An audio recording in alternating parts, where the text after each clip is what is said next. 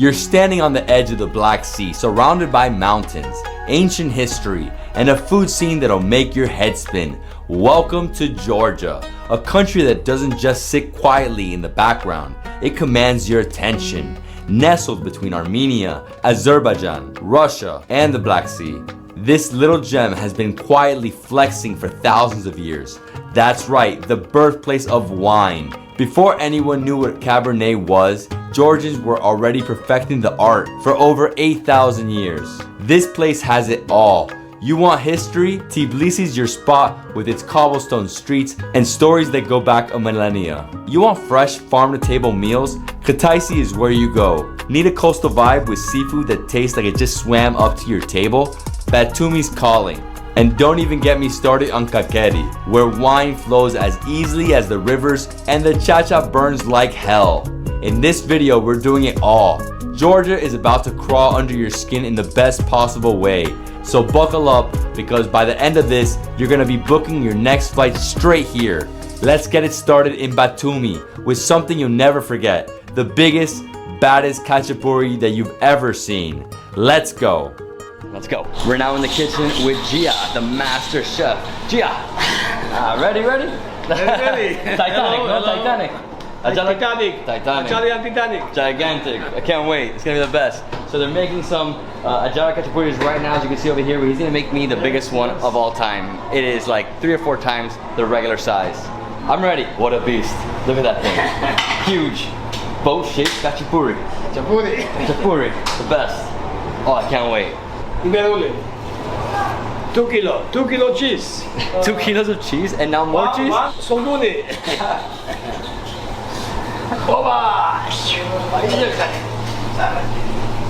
That's insane. So it's 2 kilos of the first cheese, 1 kilo of the second cheese, plus the dough. I mean, how many kilos of food do we have here? Well, they haven't even added the eggs and the butter yet. Oh my god. This is easily like a 3,000 calorie lunch right now. It's gonna be amazing. I can't wait. This is the best Khachapuri of all time. Oh my god. Too much. And what he's doing right now, he's taking out the excess dough. He's not taking out any cheese, just excess dough from the entire thing, and then he throws in the egg, the symbol of the sun. Just the egg yolk. The whites have already been taken out. He has them prepared already here, so I will just put the egg yolk in the middle. That Titanic is looking good. Look at that. Wow, the cheese is melting. It's like sizzling in there. The bread's puffing up.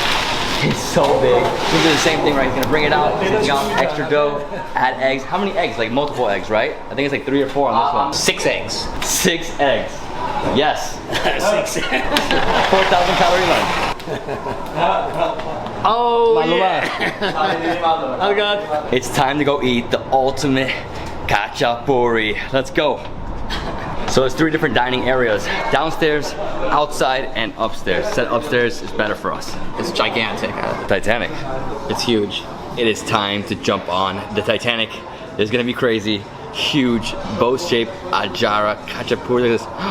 So it looks, oh wow, look at that. The cheese just flows right through.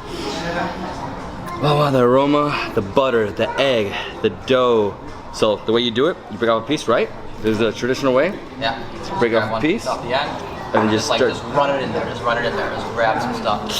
I mean, it's still so hot. Oh, and then you mix up some of that egg yolk. Some of the eggs, some of the cheese, some of the butter. Get all of it. Oh, it's so hot though.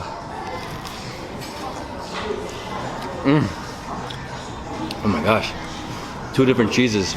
The egg, man. Oh, it makes it creamy.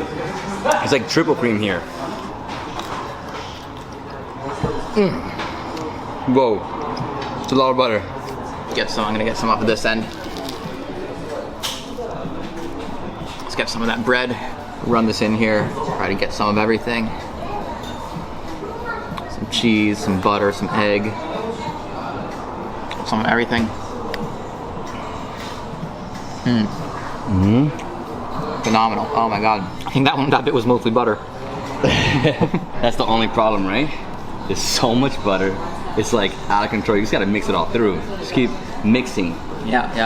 I'm trying to like get through to the bottom. Pick up some of the cheese. Oh, I love the dough. It's so fluffy. Oh, so super hot.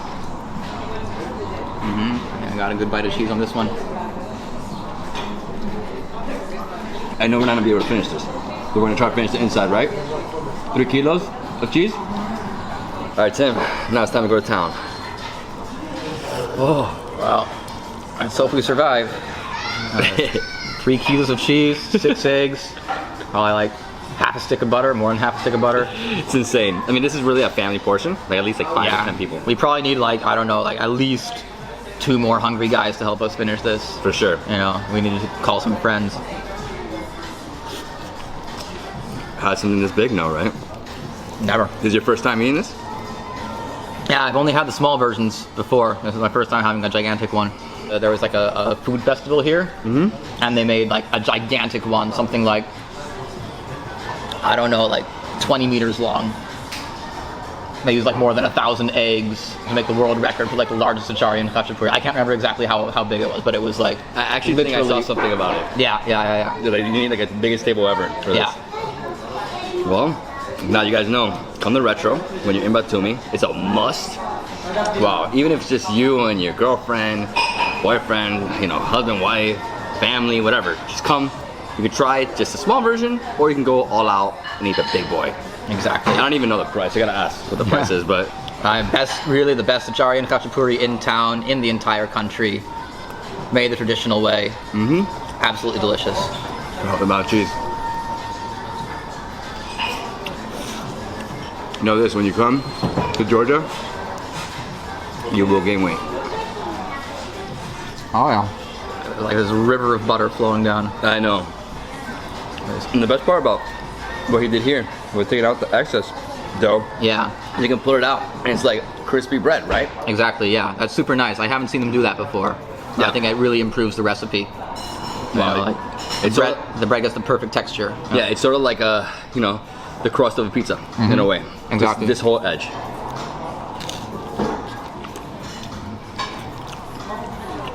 Nothing like this cheese too. So traditional Georgian soda, Gareji soda. Now there's like different companies that do it, but this was the original one. And it's different unique flavors of syrup. So I've got pear, David's got tarragon, and it's delicious. It's like nothing that you've ever had before. It's delicious. Tarragon. Different. Tarragon soda, basically. Yeah, I'm not a big soda drinker, but Me either. once in a while I enjoy a pear or a tarragon soda. Yeah, it's refreshing, and obviously we didn't want to drink any more alcohol. We're trying to limit that today. We've been on a tear. Just imagine trying to put a beer on top of this thing. No way. No way. My stomach just expanded. So this whole Khachapuri costs 40 laris. It's about $12 US. And if you want an ordinary size Khachapuri, you can buy it for 12 lari and 50 tetri. That's around $4. What a deal. You have to get this. Spend the money. Get it. So right when you walk out of Retro, in front of us we have the port, the Black Sea. You make a right, you walk down around 300 meters, so like 10 minutes, and we have the cable car. We're gonna go to the very top and get the view. I'm excited. Can't wait. So how much does it cost? All right, so this cable car costs 30 laris. And what she told us down there is that it's a 25-minute round trip. So go up, maybe get off, get some views, maybe have a coffee, come back down. As soon as we enter the cable car, to the right we see a little bit of information about the car, right? So our cable car in Batumi was built in the year 2012. All right, up we go. It's 2.5 kilometers all the way up to this hill here. I think it's called Anuria.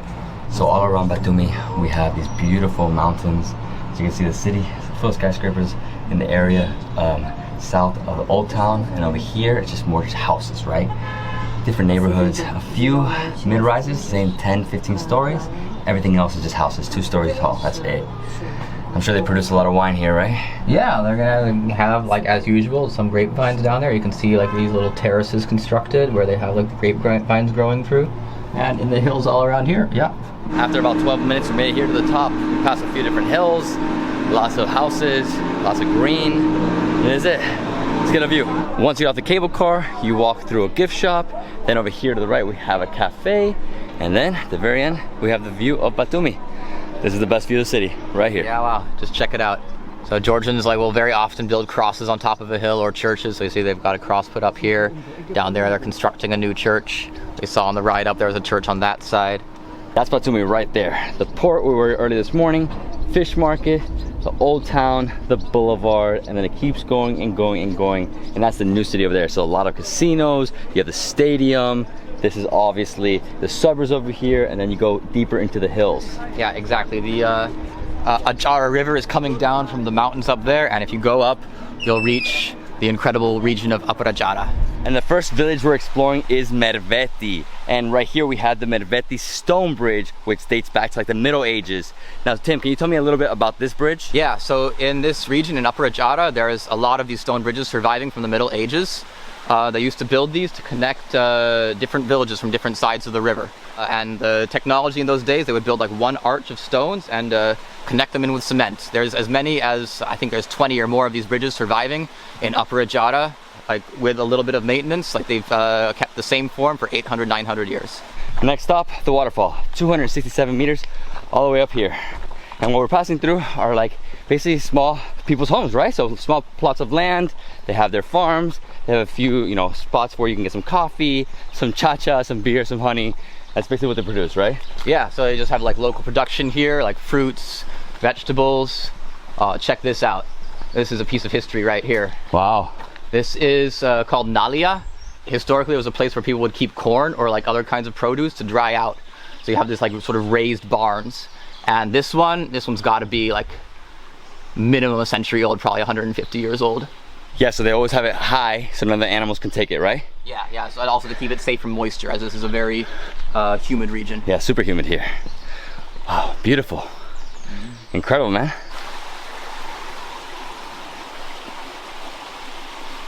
Whew. Not quite ready yet. Yeah, so along this path you're gonna see a lot of fruits, right? And here we have cherries. So still a little sour, not quite ready, but if you go higher, you'll see better color ones like this one. More pink, right? Should be ready. No, so sour. We had some cherries in other parts of the country, but maybe this is a late ripening cherry. Do you remember the thorns that we ate at Baya's? This is the same one. Take some of the bud. Some of the bud. Yeah, like this much. Okay, so like this. Yeah. Mmm, tasty. Yeah, that's what she mixed with the walnut and garlic to make that dish. Incredible. Wow, nice. Yeah. As we make our way along the stream up to the waterfall, you'll see more houses, and some of them have wine cellars, right, like this one. So it's not open yet, it's like 9 in the morning, roughly around 11 maybe. They'll be open, you can try some wine, brandy, and cha-cha. And over here we have another bridge. So these are boxwood trees, which grow in these like really incredible forms and then get covered with moss. Unfortunately, a couple years ago, like in 2016, there was a disease like went through the country, and you can see most of the boxwoods just died off. Boxwood is famous in Georgia as a symbol of immortality, so as you go through, you can see like a few of them are still alive and they're still like coming back up. So in the meantime, we have these like beautiful forms, and later they'll come up again. And this is the waterfall. Wow, temperature has dropped like 5 degrees. Feel the water hitting you. Can you bathe in here? Can you just go in? It's okay? Beautiful on a hot day like this. Jump in. Unfortunately, I didn't bring my trousers. In case you forgot your water, bring it right here. Oh yeah. So fresh. Really cold. Super cold.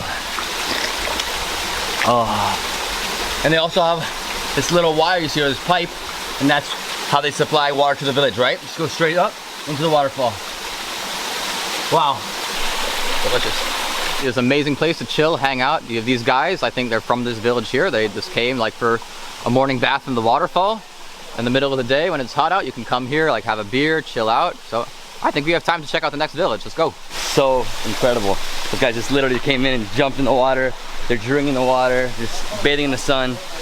Oh, wow, what a great place. Great. Hello, hello. Hello. How are you? So she has here some honeys, some jams. What else? She's got like 8 different kinds of jams here, like fig, like cherry, quince, pear. It's like some kind of like similar to a small plum, which is good for your heart, she says, and she's made a jam out of that as well. Green walnut, like softened into jam. Oh my gosh, I'm thinking that one for sure. It like crumbles apart in your mouth, almost like marmalade, right? Yeah, exactly. Whoa. Incredible how they just soften up the entire walnut, like even the shell. Like yeah, even the shell. A little different, a bit more chewy. A little nuttier, right? Fantastic as well. Okay, I'm taking the walnut for sure.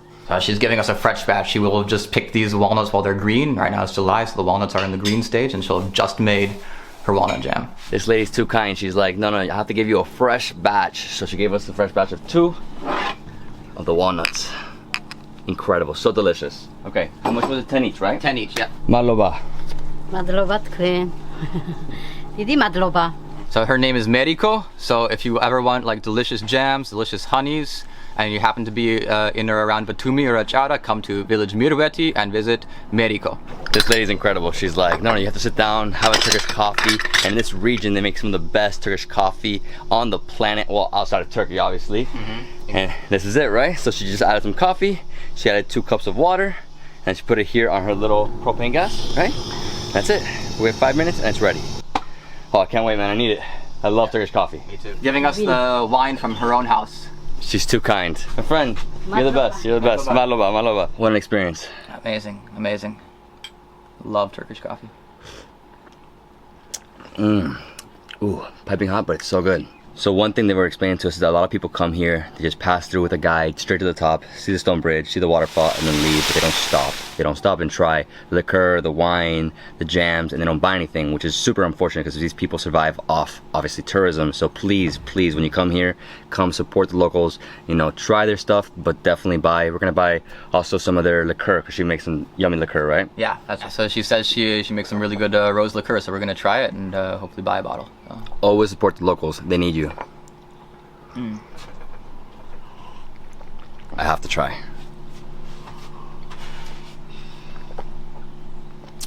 Wow, how much for the bottle? One is 20 laris and the big one is 25. Maloba. Maloba. Next, this monastery dates back to like the 6th century. So a little bit of the history, you know, monks came here in that period. They built many monasteries, many cave monasteries. There's like 20 plus in the area. We're gonna visit this one. Then we're going to the nearest village to a place called Oasis. And there we're gonna eat a traditional pie. We're gonna see how it's made. We're gonna eat it and probably have some wine, I'm sure. Tim, everything good with you? All well, yeah. Perfect. So what is Gareji? So Gareji is a cave monastery that's been inhabited more or less continuously for the last, I'd say, 1500 years. But it's a spectacular area of the country in this sort of semi-desert area. Like these really cool rock formations, like this really beautiful vegetation as well. As we get up there, we'll see like how the monks built their residences like literally inside the rock, and how this like entire area was formed out of this like sort of soft sandstone rock. Beautiful area. Awesome. And yeah, so we are literally on the border with Azerbaijan. I think it's like 600 or 500 meters this way, and on the way in you could see beautiful mountains. You call it the Bacon Mountains? I call them the Rainbow Mountains. Some people call them the Bacon Mountains because they have this sort of stripes that look like bacon. All right, let's go up here. It's early morning, 8 in the morning. We left around 6:30 from Tbilisi to get here. Yeah, it takes roughly about almost an hour, right? Roughly. An hour and a half or so. Yeah, and the road is perfect. The road's brand new too. The road's only 2 years old. Before that, it was like a dirt road, and now really easy to get here. No, keep quiet. There's a few monks that still live here, right? This is the original cave that was Saint David of Gareji like originally lived in from the 6th century. Above here, like some more caves were hollowed out like in like centuries following that. So this entire complex is built of like different layers of history. Like so these like brick and stone works on this side like are date from later on, like 17th, 18th, even 19th century. But like everything here has been like just sort of built and brought together over a long period of time. So you have the caves and then you have the walls, and it's like a mini fortress, right? And over here we have the church, and we can enter the church? Yeah, we can go in. Yeah? Okay. So we just entered the church, and you said this was carved out of a rock, right? Yeah, so like everything in this monastery like is like just carved out of the rock, and like so they created this whole church in this space. This is one of the earliest churches that they had in this monastery complex, and here like on the walls they have like some icons depicting like the history of the saints who founded this place and who lived here. And here they have the grave of David of Gareji, who founded this this monastery back in the 6th century, and we have on the other side the grave of another saint, Saint Luca. Yeah, what's interesting is that David must have been more important because His grave is huge compared to the other one, but they both have 2 candles. You know, we have a few different icons here, right? You know, Mary, Last Supper up there, right? Beautiful. And is there another church, or is this the only church in the area? If you look outside there, like inside this rock, there's another church that's carved out of the rock, but it's not open to the public. This monastery, only around like 1/3 of it's accessible to the public, so like we're just going up the stairs and then we're gonna get to the upper gate. Dude, we're walking in an ancient monastery. I love it, it's beautiful. So you have the caves, and you have the different layers of history here. They have an old tunnel here that goes up to a tower that's on the top of the monastery. Right now it's closed off, they don't let people into it, but like in the old days, this is how they would go like up and down before they constructed all this thing around here. Okay, so we're gonna go up to the top to get the best view over the monastery. Wow, this is gorgeous. Look at this. Yeah, and from here you get beautiful views of the courtyard, the cave, the towers. And you said you stayed here for a week? I stayed here for a week once around 10 years ago. I just wanted some spiritual moments, some peace and quiet, and I came here and they let me stay, so. So now you know if you want to stay here and get away from it all, you can do that. So we're gonna keep going up and then we can exit from the top, right? Yeah. The monks stay like in some of these residences, like some of them still stay in the caves over here. But now there's more monks than there are caves, so like they built all these other houses for the monks to live in. So we're exiting the monastery. As soon as you exit, look at that. You see the Bacon Mountains.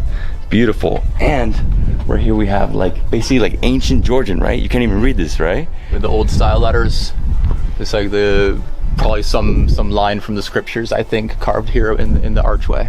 We have like a little, I would say this is like a drainer, right? Yeah, it's a water channel, and they used to use this to collect water because we're in the desert.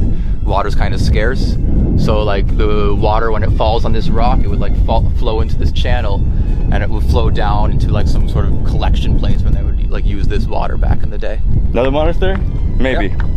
There's like 20. Let's go. All right. So this is the semi-desert, or the desert in the southeast of Georgia.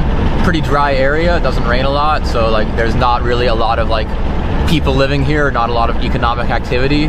Mostly like the people here they're just like farmers, ranchers. They have cows. They have sheep. They're cutting hay. And the other thing that happens here is there's monks. Very desolate area. I love this area because it's very quiet.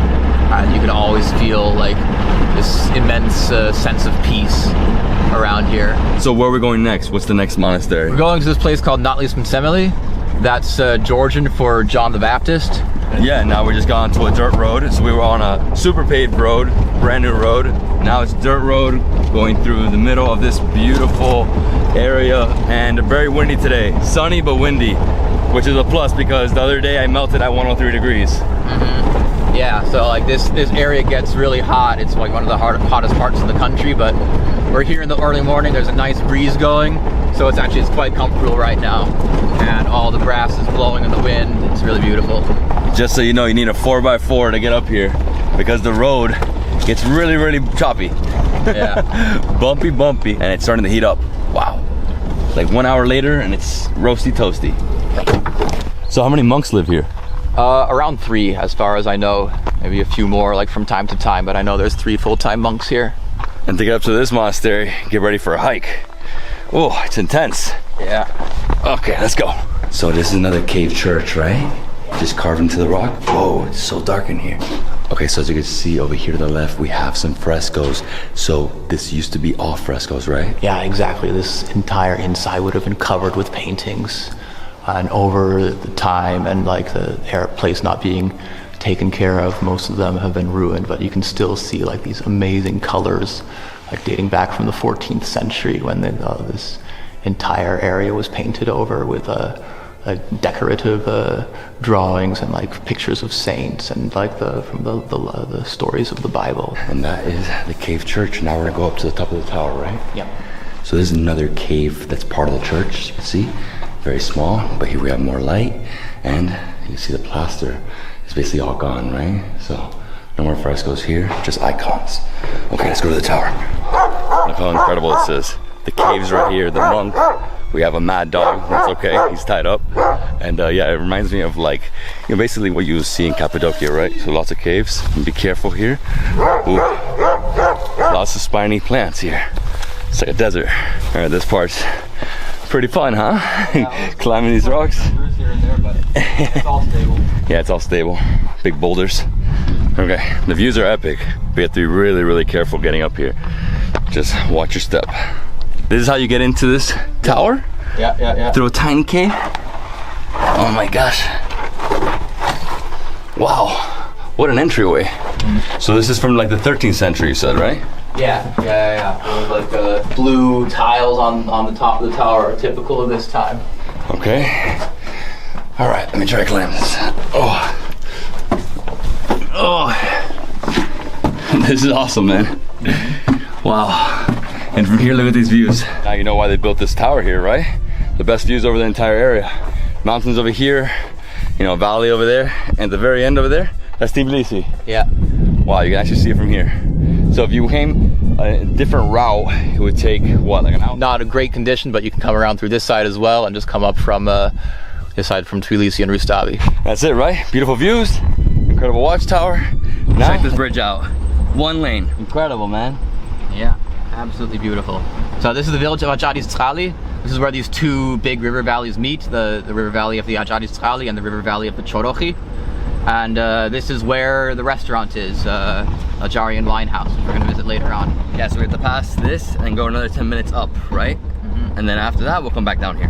The one thing about Georgia you'll notice is that the contrast throughout the country in terms of hills, mountains, river valleys, and like this is like a subtropical jungle that he was saying, super steep, loss of water, waterfalls, and these incredible scenery. Look at this, I mean, so lush.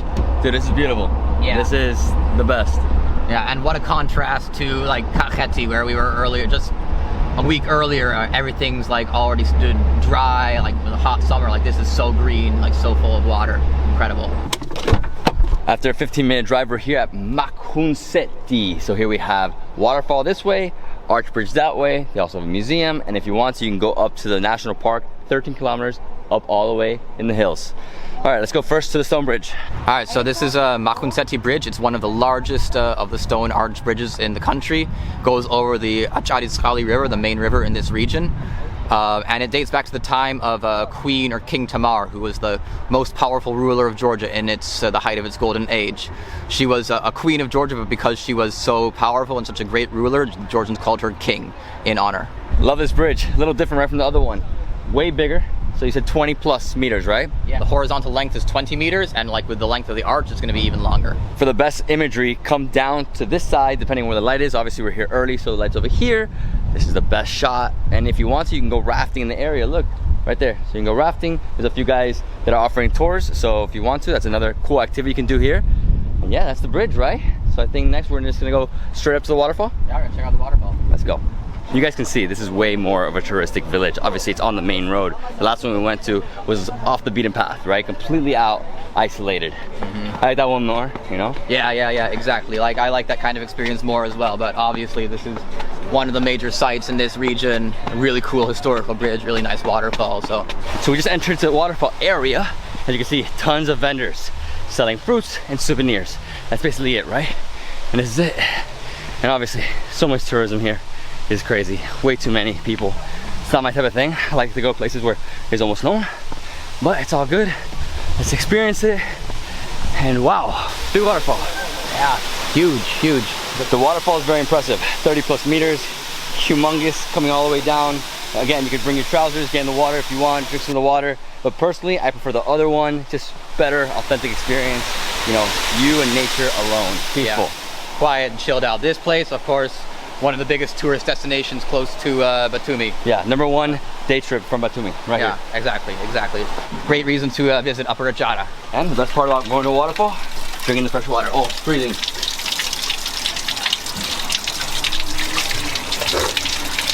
So right here next to the bridge is a ton of vendors selling everything I just said. Like, you know, you got marmalade, honey, you have all these jewelry, right? And I'm gonna take these two for my kids, right? Beautiful. These are local stones, right? Incredible. So I'm gonna mix color because obviously I don't want them to fight over which is their favorite if I get red or blue. So I'm taking both, so it's 15 each, so 30 total. My friend, I take it. All right, we're going down to the Adjarian wine house. Now it's time to try some Upper Adjarian food and some wine. Yeah, absolutely. We're here at the Adjarian wine house. They said they're going to prepare some traditional dishes for us. There's like 4 specific ones, right? Yeah, they said they've got 4 different traditional dishes for us to try. We've got a vineyard over here, so let's see what's going to happen. Look at the vineyard right here. Beautiful. Incredible vines. Everywhere you go in Georgia, everybody has vines. A great view, nice and rustic. Hello. This restaurant is huge. So you can see behind me we have the main building. There's like a few different areas where you can eat, lots and lots of wine. Over here you have a courtyard, you have another dining area over here. Over there in the back we have the wine cellar. Over here we have this beautiful like stone building with a terrace, and on the bottom you have the clay pots where they make wine, and in the back we have the kitchen. We're gonna go in the kitchen and see how they make some of these dishes. So this is sinori. So these rolls are made of wheat flour, a little salt and water, then they're rolled up and baked. Then they're gonna fill this with cottage cheese, and they're gonna put it in the ketsi, and they're gonna bake it in the ketsi. Okay, so they have this like special butter and this special cottage cheese from the high mountain regions. Very natural, very pure, low in cholesterol, so very healthy. So just melted these all in the pan at high heat, and mixed in some garlic and some salt. It looks incredible, the aroma. Oh my gosh, I can't wait to eat this. This is gonna be so good. So once she added the cottage cheese with the butter, that whole amazing concoction into that wheat flour tava, she lets it sit and it's ready. So this dish is called Burano, and it's made of like cheese boiled in butter. So like they have a special kind of cheese local to this region. Like we said before, this is a super heavy dairy diet, right? So cheese and butter all day long. So what she just did right now, she took out the boiling water, she lets the cheese sit, she has the butter melting right here at super high temperature, and she's gonna add this in there, right? The chef here is amazing. She's like, you have to try both. Just melted butter and then the cheese with the butter, right? So there's the cottage cheese over here. She gave us some bread. The creaminess, the bread. And now, butter. It is so good. I'm not gonna stop. This is super high quality. I've never had something so fresh. Wow. I'm not a big fan of butter, but it's not a drink. Dude, it's crazy. Dairy all day. Thank the Lord for this meal. Literally my favorite butter in the world. Like only made in Upper Adjara. Amazing. So this plate starts off with onion, oil, and saffron. Smell that aroma. Oh wow! She's gonna add. What's she gonna add? What is all this? Whoa, that's just spices. Coriander. I don't know about the second one. The third one's fenugreek. I'll ask her. Alright, so that second jar, which I didn't know what it was, it's called Khinkali. The closest comparison is to a Georgian garam masala. Of course, it's like a mixture of different spices, always different depending on the recipe. And yeah, it's added to a lot of dishes. She added some chili powder, some salt, some garlic, then beef. They add some more water, then it sizzles like really, really high temperature. And now it's gonna sit for a bit, and it's ready to go. Yakhni. This is called yakhni, which I've never even heard of this dish before. I guess it's a special dish of Upper Adjara. And you smell it. Takes you back to India. Straight up. The curry. Oh my gosh, that with bread is gonna be the best. The best food in Georgia, right here. Well, can't say the best yet. We'll see. She's added walnuts, garlic, coriander, looks like some chili flakes as well. And it's being mixed in the traditional fashion in a mortar and pestle, and traditionally in Georgia. So some places have like a stone mortar and pestle. In Georgia, mortar is made out of walnut wood, and the stone is a natural stone, like not shaped at all, just like found from the riverbank. And that's the old-fashioned blender.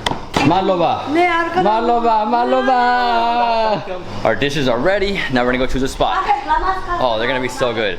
So much cheese, so much butter, and some spicy curry. Let's go choose a seat and let's eat this food. It's gonna be phenomenal. Oh, what a beautiful day. And look, the breeze. Amazing, amazing. Amazing. They said the best place to eat is here in the stone tower. Look at this. They got a little watchtower, right? Wow, all made of these incredible stones from the river. Bro, this is awesome. Okay guys, we are ready to eat. We have 4 incredible dishes. Here we go, cheers, man. Oh my God. As soon as you bite in, the butter just burst out. Incredible string cheese. It's like a billion little layers, right? This is unreal. And You get some bread. Just dip it in here. Yeah. Get that butter. Get it on.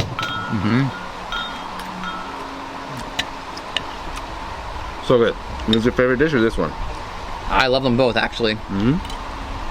Oh, this one's gonna be the best.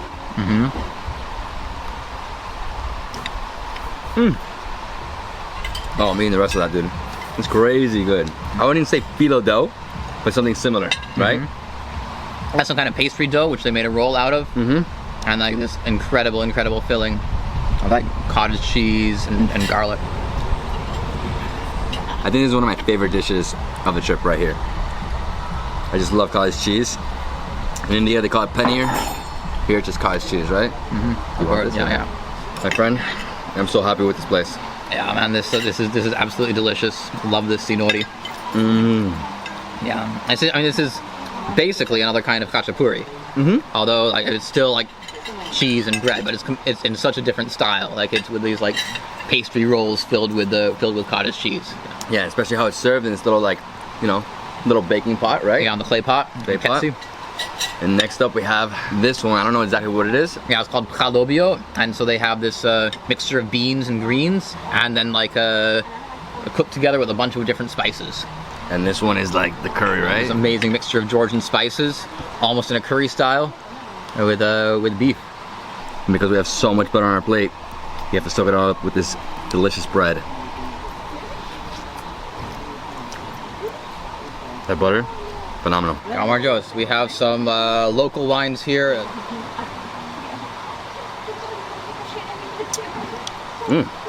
Nice dry. You're semi-sweet? Yep.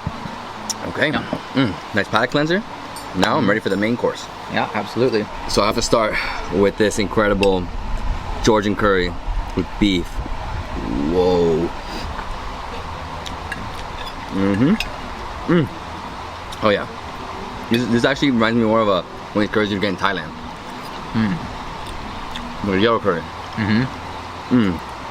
Because in Thailand they have like red curry, yellow curry, green curry. India is just more about like mixing in a bunch of masalas, right? Oh Yeah. man, tender beef.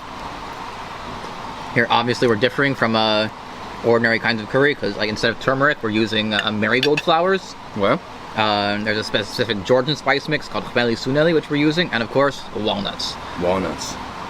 Yeah, every single dish you have walnuts. You have to soak up all this curry in this incredible bread. Just drench it, drown it.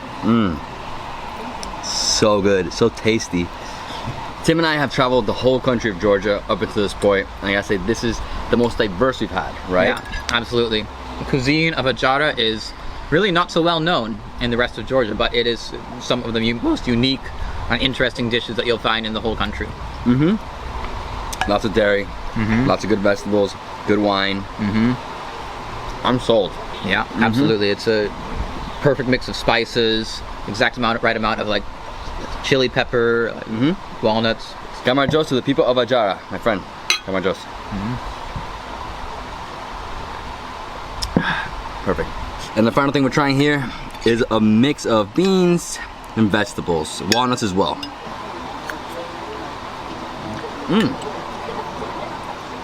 Love the herbs. Not spicy. Oh, not super spicy. You should put some chilies in there. Little bit of chili. A little bit of chili. I think I got a piece of chili right there. To me, it's more like almost like a spinach dip. Obviously not that creamy, but just the consistency of it, very similar, right? But you got these beans, these nice herbs. Tim, I'll tell you, my favorite is this guy. Yeah, that one is really a bombshell. It's so good. You know, we don't have in this area, a lot of beef. We haven't been eating almost any beef, right? It's way more veg. Yeah. And dairy culture is huge here, so like in Upper Adjara, like beef meat is a little more common than in other regions. Yeah. I'm gonna try the semi-sweet wine now.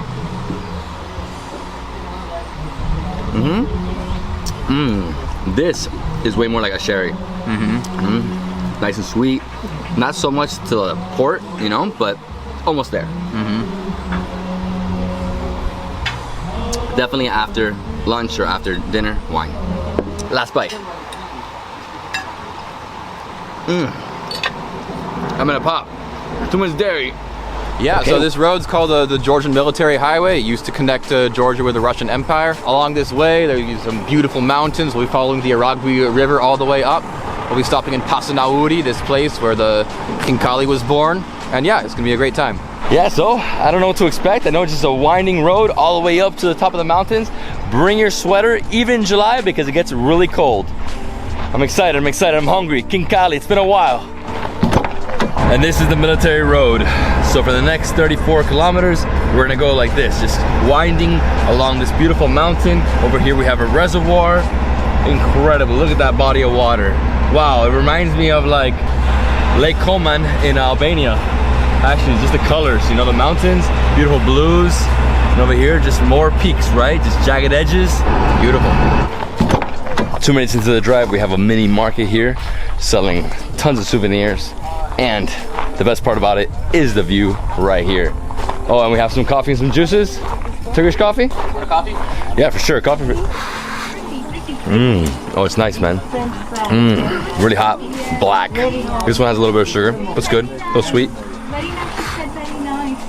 Ah, you gotta let it sit for a second. Alright, let me see this market. So there's a great stop to get some coffee, get a view, and if you want to, buy some souvenirs. They have a lot of traditional Georgian stuff, and they have other random stuff as well. You got some honey, you have Georgian candy. Easy, right? Yeah, absolutely. Yeah, great place. And a lot of tourists here, like a lot of tourists. So we're gonna keep going. Yep. Let's go. This road is one of the most popular tourist destinations in the whole country. People are coming up here to enjoy the mountains, enjoy the cool air. A lot of people come up here because they want to see snow and get selfies, right? Because we're gonna go super high up into the mountains. Obviously in winter, lots of snow right now. Maybe some snow-capped mountains, maybe not, right? And I love the view overlooking the reservoir here. It's gorgeous, super blue. A few trucks as well, so get ready. A little bit of traffic, right? There's two historical churches inside as well. It used to be kind of perched on the side of the mountain. Now they built a reservoir, like it's sort of like perched above this lake. We're gonna walk into the fortress now. There's 2 churches inside, one above, one below. As you can see, the views overlooking the reservoir are epic. Wow, really old, huh? So we've got right here, the oldest tower here is from the 14th century, a traditional kind of fortification of this area. And we have like these different churches, one from the 17th century, one from the 18th century, with different kinds of carvings on them. This tower reminds me of towers I've seen in Italy, like in San Gimignano in Tuscany. Very similar. Over here we have a church, and we have another church right over here. And as you can see, the inscriptions here, it's all old school Georgian, right? I'm not sure what it's going to be, but it might be some lines from the Bible or like a hymn, or it might be like the names of some of the people who worked on it or some kind of prayer. So this is the newer church, right? That's the older one above us. Yeah. This one, as you can see on the side, you have a ton of inscriptions, plus at the top you have grapevines. Yeah, this grapevine is a very important motif in Georgian Christianity. Grapes, of course, like wine is the big part of the culture, and like it's reflected in the religious architecture as well. No, I love it. Yeah. These 2 right here and the cross, really beautiful. And we can walk inside as well. And this is still a functioning church, so church is in service every Saturday and Sunday, as well as every morning. And this is the church, right? So all over the walls, you see there's really old school frescoes from the 17th century, and then also plaster, because later, you know, Soviet era, they cleaned it up. Yeah, later like they whitewashed the walls, and like they've been able to restore some of them. These are beautiful. This one's huge. So basically, obviously, it's always around Jesus, right? So Yeah, the Bible. This one's quite unique actually, because so you have like Jesus and the saints up above, but below you have this sort of like vision of hell. You can see some like devils, and you can see some people who are condemned to suffering, and so this kind of fresco is quite unique. It's a beautiful church.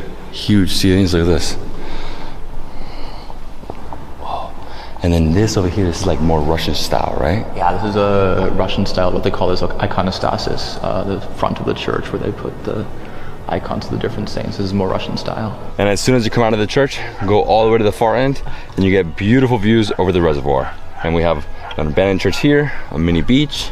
Over here we have, I guess, like a little watchtower, right? Yeah, gonna be a bell tower actually. Bell tower, sorry. It's a long day, man. All right, so we're done here. Let's continue. I need to eat. I want some Khinkali. Can't wait. All right, so we just got back in the car, and unfortunately for us, it started raining. So we're just trying to make it straight to the Khinkali spot. And over here, we have a river that it's like a white river and a black river. Yeah, so this is the Aragvi River. It's coming down from the mountains like to the center of Georgia. And up in the town where we're gonna have Khinkali, this two different branches of the river come together, the black Aragvi and the white Aragvi. And so we'll take a look at their meeting. And this is the black and the white Aragui. So this is the confluence, right? This is where they connect. Black, white, I mean, you see the difference right away. Eventually, obviously, it mixes. Wow. Beautiful, but I'm getting too wet. Let's get back in the car. Go. Let's go, I'm hungry. So next to the town confluence is like the small town of Pasanauri, famous as the birthplace of Khinkali. And here we go, Gouda restaurant, G-U-D-A. They make some of the best Khinkali in town. How are you? Everything good? I need Khinkali. I need 10 Khinkali. Here we go in the kitchen with all these beautiful ladies. Khinkali? Okay, let's see it. Khinkali, some of my favorite soup dumplings of all time. How does this work? Well, she flattens the dough, then she fills it with beef. After that, she folds it, and usually it's 19 plus folds. Anything less, it's not that good. Yeah, exactly. She does like 20, she said. Yeah, she said it came out more than 20. I can't wait. I'm ready. This is amazing. We're trying 5 different types of Khinkali. So beef and pork, then we have mushroom, we have potatoes, we have cheese, and we have garlic. Garlic same is extremely traditional. Beef is traditional, garlic is traditional, all born right here in this town. I'm most excited for the garlic one. Look at this. It's a little different, right? It's not like a dumpling. It's more like a samosa, empanada, like a pie, right? A little pie. Super thin. I love how she folds everything.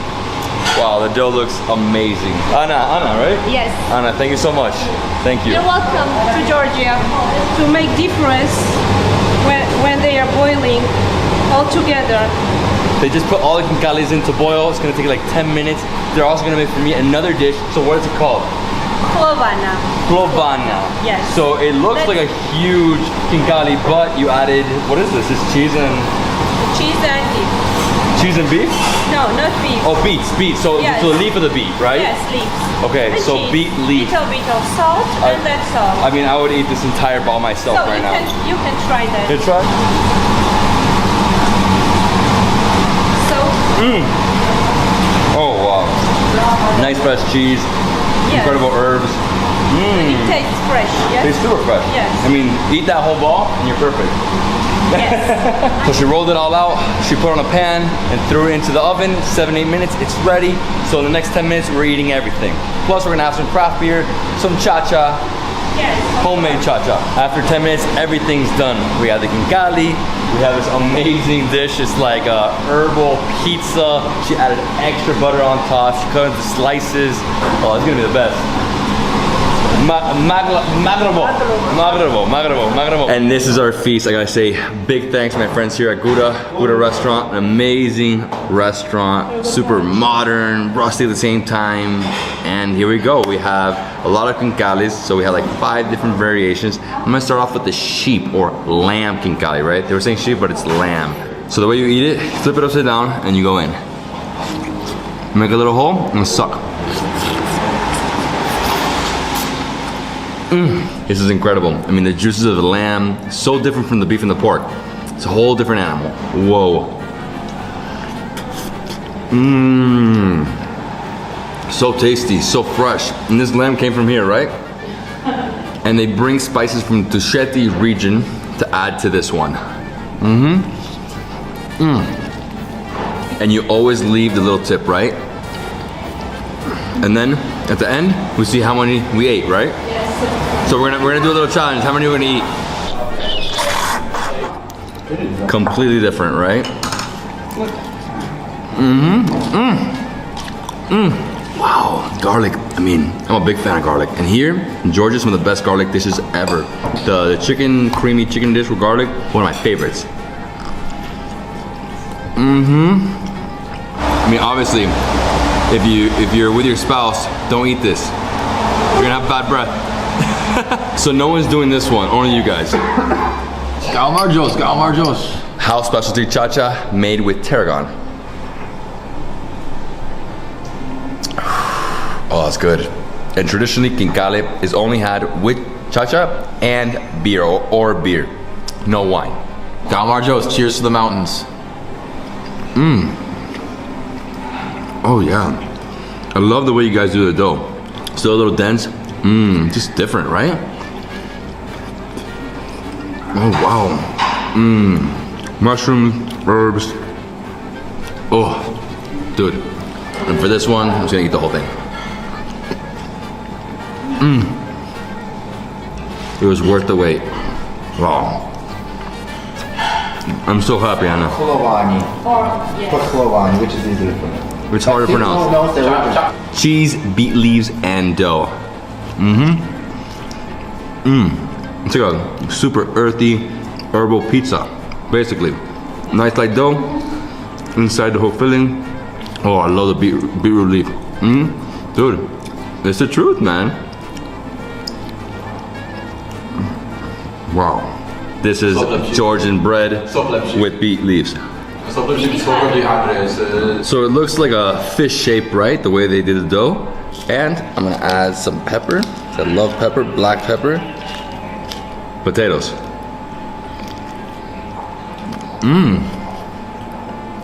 Oh my God. Different world. If I had to compare it to anything, I'd say this is like almost like potato gnocchi, right? But huge. And adding that black pepper, it's the best thing ever. Huge fan. Tim, you want one? Did you put some of this butter on? I didn't, but you Oh man, I'm gonna try it. Let's try this. Oh man. Oh, super cool. So remember guys, this is very different from anything else you have in the world, right? Never really compare it, but at the same time, try to understand what the differences are, right? So for me, I mean, potato is not my favorite. I think my favorite was the lamb one. Like, out of all of them, wow. I'll keep going. Look at that. I just love the dough here. So this is Black Lion. It's very, crisp. Almost looks like a Pilsen.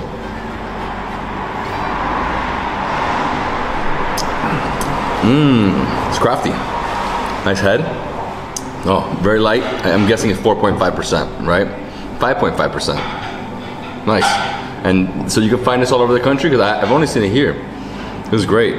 So now you know, Black Lion. It's a good beer. It's nice. It's easy to drink, but it's still crafty. It's not one of these crap beers, right? What is this? Shepherd's cot. They were sleeping in it, they were traveling in it. Oh, my turn. Tim, let's see how I look. Like a shepherd. Oh, there's nowhere to put my arms, right? Just take it over. On the shoulder. Like that? Yes. How's it look? Good? You look good, man. You look good. The hat and everything? Yeah, absolutely. Perfect fit. I take it. My friend, thank you so much. I appreciate it. You're welcome. The best. And we are waiting for you in Georgia and in Guda. You're always welcome. The best Khinkali in all of Georgia, right here. Thank you. Thank you. So good, so good. During the Soviet Union time, here we had Lenin's square, and obviously there was a Lenin statue. And then when we became independent, one of the first things we did, we removed the Lenin statue and then replaced it with St. George statue, which is considered to be guardian of Georgia. Let me show you the symbol of Tbilisi. Here is written Tbilisi with Georgian alphabet. And wherever you see this sign, it means that you're on main touristic route in Tbilisi.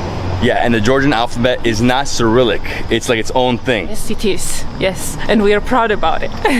Saturday morning and church is in service, so we just walked to the very back and we saw the cross. And you said the cross is made out of grape tree. Okay, so like grapevines, basically. Right. Awesome. And so what's the story behind it? According to the legend, Saint Nino saw Mother Mary in her dream. Mother Mary asked her to come to Georgia and make Georgia a Christian country. When she woke up from her dream, she found two branches of grape tree, and she decided to tie those two branches with her own hair. So this is how we got Saint Nino's cross, and then we became Christian country. And if you guys didn't know, this is the cradle of wine, right? Some of the best wines on the planet are in this country. I'm going there like in 3 days to where like the actual wine region, but we're gonna try some wine for lunch, I'm sure.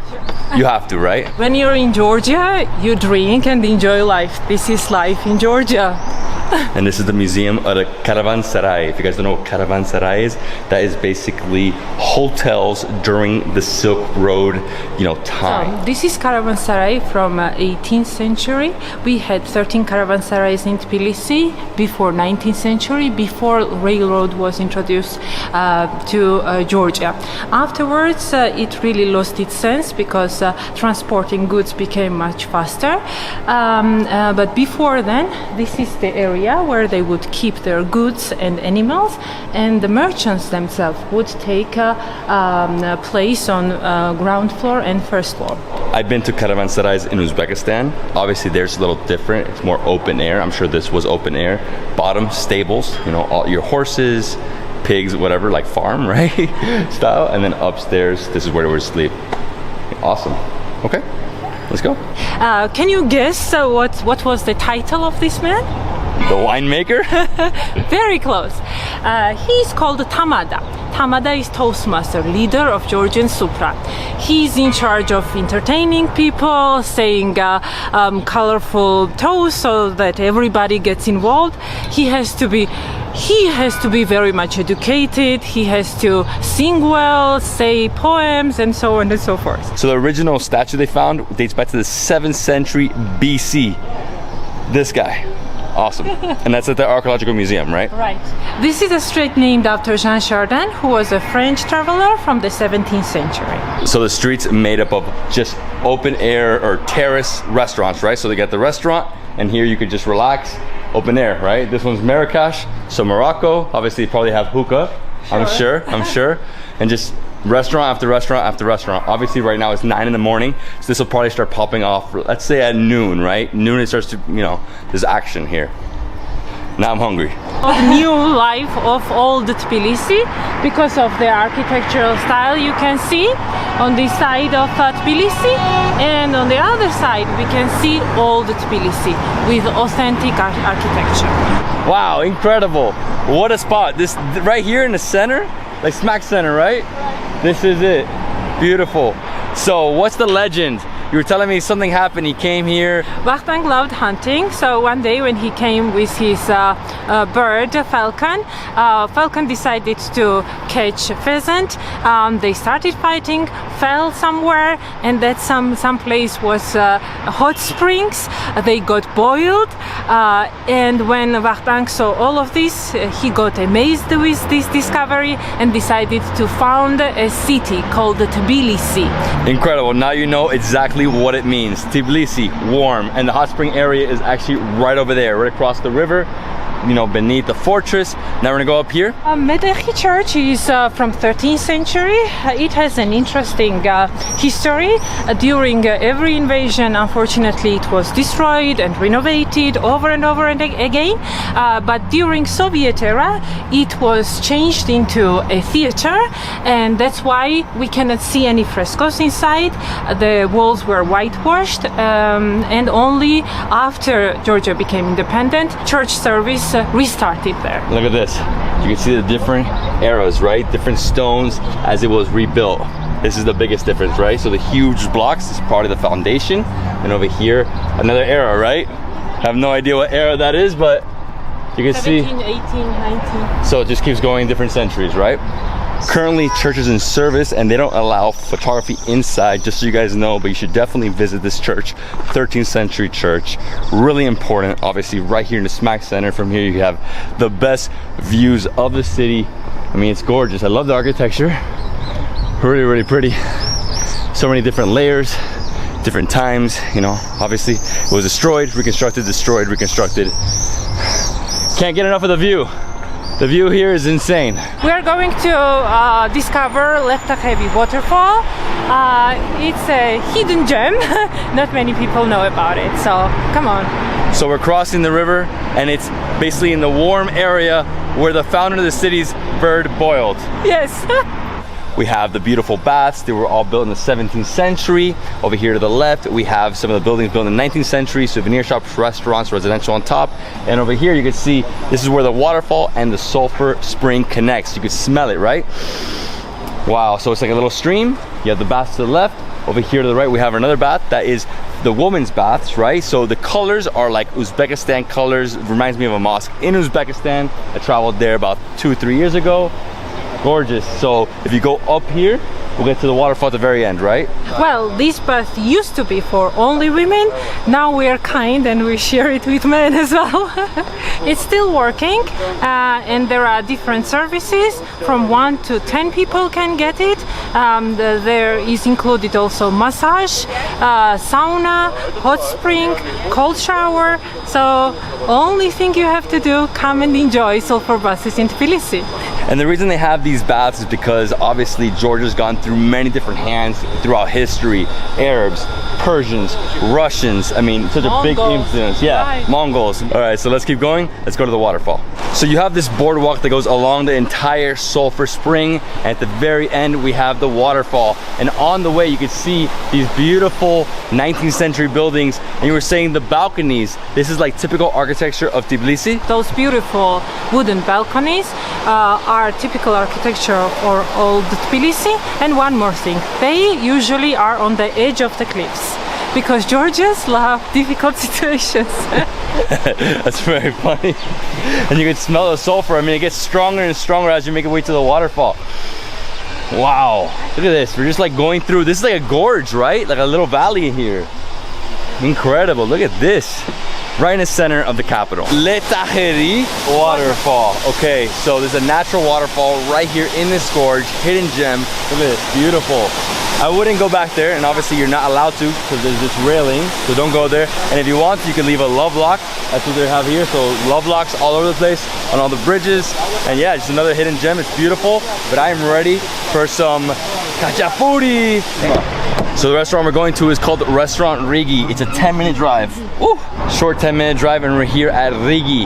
It's right here. This looks like almost like industrial style buildings, right? Beautiful. Over here to the left, you can see the kitchen. They have a tandoor, what they call it doni here. They're making the bread. Oh, cheese over there. We got fruits. I'm gonna put on, you know, a gown, obviously, to go in the kitchen. Yeah, just like a surgeon, right? Actually, I have no hair, so do I need the top? I want that khachapuri so bad. I'm like dreaming of it. Hello, hello. This is Deda's puri. He puts it on here. This is the pillow, right? And then he puts it into the tandoor, but on the upper part, right? So it's not too deep in the fire, just in the very tip. And this is soguni. It gets this kind of shape. Oh, it gets into this. Okay, so this is it. Oh, I didn't know that. Okay, so I thought it was a different cheese. So it turns into this shape. It becomes dense. Beautiful. Can I get a piece? Can we cut a piece? Okay, so we have two different pieces. So I'm gonna try the denser one first. This is before they put it in hot milk. Okay. The other one is just freshly made. Mm-hmm. Good. It's like, it's not salty. Yeah, it's less salty. This one,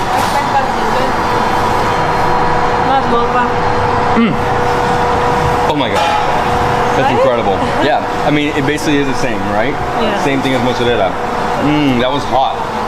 Nice and warm. A little moist. Delicious. Delicious. More. The first thing we're gonna see being made is the Khachapuri. And this time it will be with 3 different kind of cheese. The filling will be with sulguni, drier sulguni, and Emirati cheese. On the top we'll have mix of cheese and some egg. Is a little different in shape. It's round, right? It almost looks like they put it into a tava, you know, like Albanian tava, and then they put it in the oven for 10 minutes. About. So it bakes 10 minutes, and then it's ready to go. As you can saw, I mean, he rolled it out, then he added 3 different types of cheeses. Right. Wow. Are they gonna put an egg on top at the end or no? Yes, yeah? later. Is it quail egg or just regular egg? Well, regular egg. Right, okay. Yeah. When it's almost baked, at the last minute they are going to add some egg. Perfect. Can't wait. Okay, so I'm trying one. Just like this, like a little cup? Oh wow. So it's almost like a cold, like I say vegetable soup. Okay, yeah, with herbs. Oh, it's strong. I love it though. Give me another. Georgian dumplings, which are filled with beef and pork, and sometimes in the mountains they fill it with lamb. Yes, traditional Khinkali is made with meat, but we have different versions for vegetarians, for example, with mushroom, with potato, with cheese, and so on.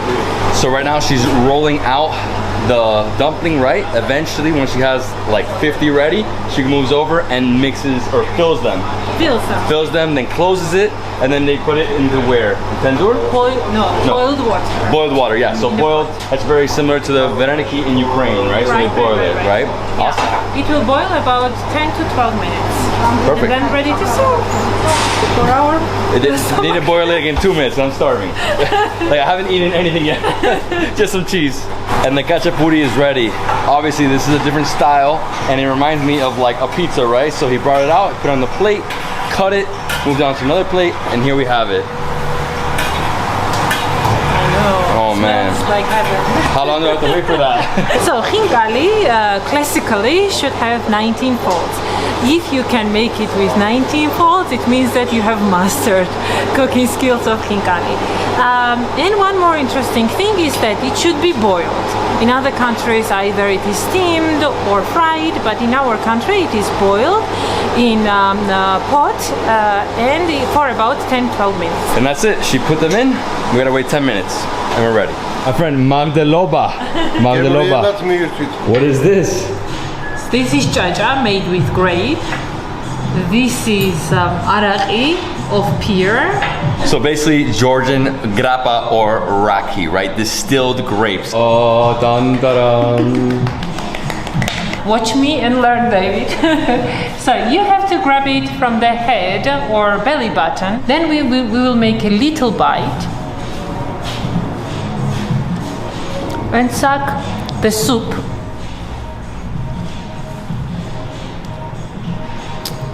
So once you drink all the soup, then you can slowly eat the rest of it, but the head. Okay, we have a lot of food. We have pork from the mountains. We have this incredible bread with the cheese we tried earlier. We have a mix of paste. It's like eggplant. Got some chilies in there. I got so much. And then obviously the khinkali. Khinkali, right? So grab it from the top, right?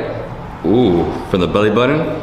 Okay, and you go in, this is almost like in China, in Shanghai, they have xiaolongbao. Similar, you open a soup dumpling.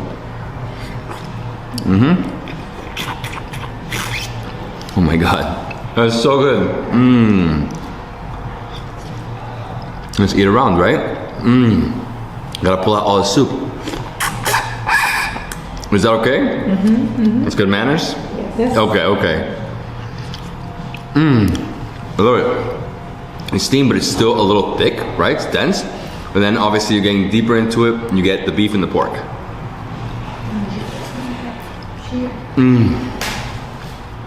Oh, it's so good. Minced beef and pork. Some onions in there. Nice soup.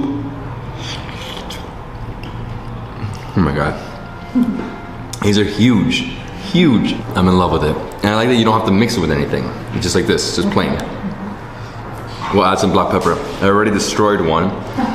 And I'll say, if this is a portion for one person, that's crazy. It's not vareniki, it's not xiaolongbao, it's its own thing. Wow. And obviously next up we have khachapuri. So it's almost like a pizza.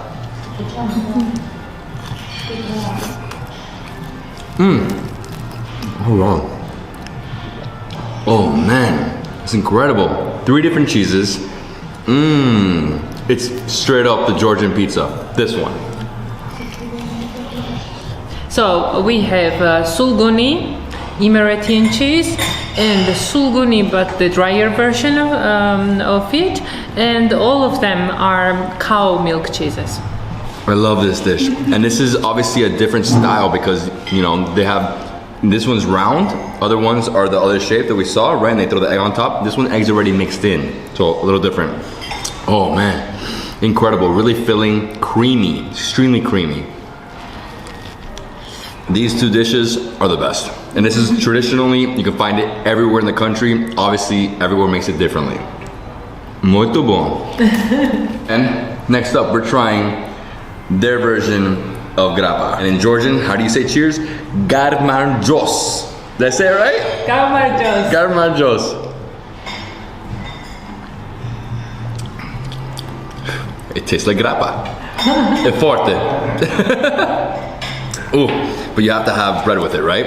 You know, basically coat your stomach. And the bread here is so flaky.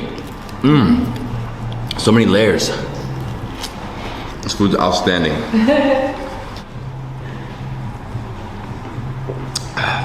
Oh wow. This is easy to drink, the pear, right? Yeah, so in Serbia I've had something similar to this because they do a lot of pears, a lot of plums. So next up we have some paste with eggplant. We have the mozzarella suguni with the puri. Look at this beauty. So next to it, perfect. And then over here we have some pork from the mountains, right? So I'm just gonna go, let's try it. So this restaurant serves traditional food with modern touches. I'm jumping on the salad first. Love salad. Tomatoes the best. So refreshing. Oh my gosh. And I'm personally a big fan of tomatoes over cucumber, but for this one I'll mix it. It's like another, like a mushroom.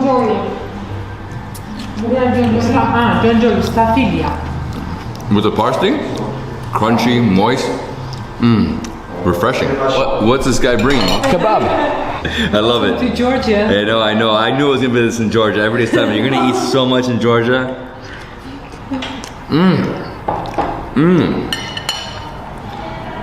Oh my gosh. So it's lightly fried, and I love the creaminess. Whoa. What is this? Sort of the way my Italian grandmother used to do pastas. Creamy pasta with some chicken. Obviously here we're missing the pasta, but it's delicious. That place phenomenal. Wow. You know what? I'm gonna do something crazy. What do you guys think? Crazy? Yeah, chef asked me to try the schedule as well before it starts. Okay. It's a request. The chef wants me to try everything.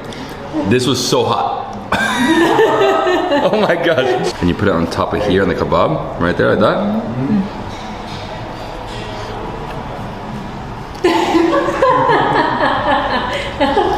So the bread, it's like a pita bread, but it's very, very thin. Then you have like, basically, this is a beef sausage, right?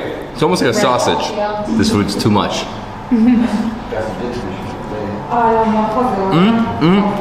The spices inside this, light, so good.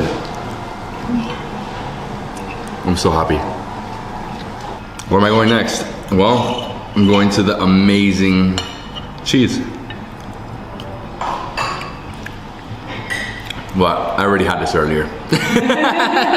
This is Tony Puri, so you get a piece, right? And then after that, you add a little cheese. Sorry about that. Going crazy here. It's just like this. And straight to the mouth. And the paste has chili. Dense cheese, nice tandoori bread, like Tony. So it's not super fluffy, it's not super flaky, and then you have this incredible cheese mixed with this chili walnut herb paste. Gamarjos. Hey, my friend. Gamarjos. Wow, I'm done with the food. We call pelamushi. Pelamushi is made with grape juice and it's thickened with some flour. It's very traditional dessert.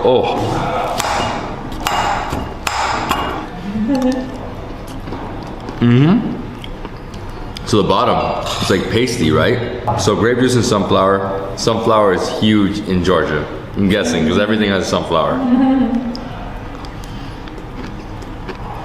It's fruity. There's like a little gelatin at the bottom, right? I love the white chocolate. Something like a cracker of white chocolate. Mind blowing. Thank you. Maglobo. Here we go. Let's go straight over here. We already spoke with this lady. She's awesome. Okay, we're gonna buy something from her. We have to. So what should we buy? What's the best thing here? So the fish salmon and the dorado. are the most delicious. So we have dorado, we have salmon, we have sturgeon, prawns, oysters, smaller fish.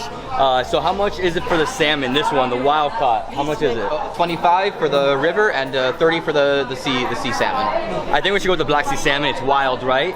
So 30. So that's like $10 US. Exactly $10 US. So I guess we'll take this one. 52 laris for the whole fish. It's like you can see, it's like 1.7 kilos, so I got 30 laris a kilo, 52. Our first fish we're buying is this wild salmon, 52 lari, so almost $20 US. I mean, this is wild from the Black Sea. I think it's a good deal. She's gonna cut it, clean it, and then after this we're gonna take it to the back. But I think we're gonna buy some more stuff. We're gonna keep walking around and seeing what else they got. And just like that, our fish is ready.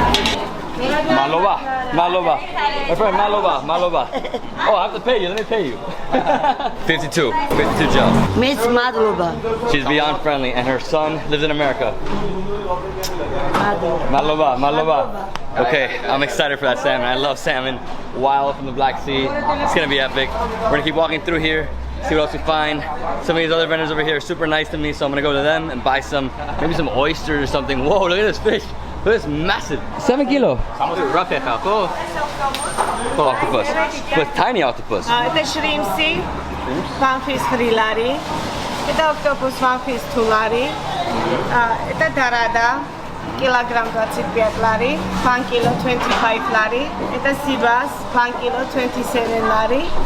Это salmon, flexi salmon, red, 1 kilo 22 lari. Big barbunia, normal barbunia, 15 lari, 1 kilo. Это как чипсы, 1 kilo 10 lari. Это forel, 1 kilo. 40 lari. I've never seen these. They're very good if fried on the grill. Fried on the grill. Okay, so how much for a kilo of this? One piece, one octopus is 2 lari. One is 2 lari. Okay, we take 5. Five pieces. Maloba. So I got 5 pieces of the small octopus. I got 3 pieces of the shrimp. So it's 10 lari and then 9 lari, right? So 3 per prawn. Okay, so here you go. Madloba, thank you. Maloba. Bye. Now we go to this vendor right here. Pretty amazing. They're pouring some Turkish coffee here. They just invited us to have some. We're next to Turkey? Yeah. Here they love their Turkish coffee here. Like pretty much everywhere you go, like in somebody's house, they'll offer you Turkish coffee, no other kind. I love it. The only thing is, it's thick, right? Thick, it's strong. It's super thick, strong. They usually put like a spoon or 2 of sugar in it. So, oh wow. So good. I actually had a Turkish coffee when I was in Istanbul airport, but this is way better. Oh, strong. Oysters. How much are oysters? Maloba. Okay, so we spent another 20 for 5 oysters. We got 5 oysters. We have 3 shrimp. We have 5 small octopus and a big salmon. Roughly spent 90, right? 92? Something like that. Something like that, which is $30 US. But this is a bargain. I mean, we're eating seafood super fresh from the Black Sea. I'm excited. Now we're going to the back to where the restaurants are. So which way is it? Let's around the corner. Let's go fry them up. I didn't mention it earlier, but the fish market is next to the port area, basically entering Batumi coming from the north. How many restaurants are there? So it looked like there's like 5 or 6 different ones, and I think you can just take the fish that we bought like into any of them, and they'll fry them up for us. Seafood for breakfast? I'm game.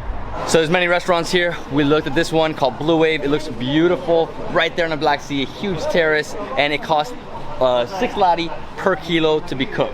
Yeah, right? exactly. So $2 per kilo. We have an entire kilo or almost 2 kilos of salmon, plus a little more with the rest of the stuff, right? Awesome. Okay, let's do it. So what, you just put it there? These guys have some of their stuff first, and we'll wait until they get out of the way, and we'll put this fish here. So he gave us our number, right? We go to our table. Yeah, so that's the number of our table right there, and we're gonna watch them fry the fish.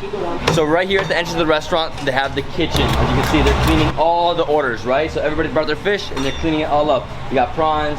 You have, what else they got there? Oh, some delicious octopus, and they're adding some spices and some oil. And ours right there. Yes, it's gonna be so good. Massive fish, massive. So that oil had oregano. They also added paprika. It's gonna be a little spicy, super delicious. We got like 1.5 kilos. It's gonna be great. The food takes roughly 15 minutes to cook. At 7 minutes, he flips. Wait another 7 minutes, and we're ready to eat. I think I'm gonna get a beer to flush us all down. Eating at 10:30 in the morning, some seafood. My friend, Maloba. Mahalo guys. Thank you so much. Thank you, thank you. And that's it. After about 15 minutes, the fish is ready. Look at this. Our plate is so beautiful. Wow. The oils, the spice. Look at this right here. What? I cannot wait for these tiny octopuses. Some prawns. Over here. He's checking the oysters, right? We got 5 oysters. It's gonna be really good. With some lemon. We definitely have to pair this with like a nice, cold, delicious Georgian beer, right? Absolutely. We'll see what we can get. Friend, malaba. It's time to eat. Let's go. Let's go. Where's our table? I think it's that one right over there. And here we go. Are you ready? I'm so ready. How do we start? I'm gonna start with some salmon. Salmon. Let's go. Just get it like this. Oh, look at that. Nice and pink. Wild. Always wild. I don't like farm, right? Yeah, I mean, in terms of if you can get it wild, go for wild. Absolutely, absolutely.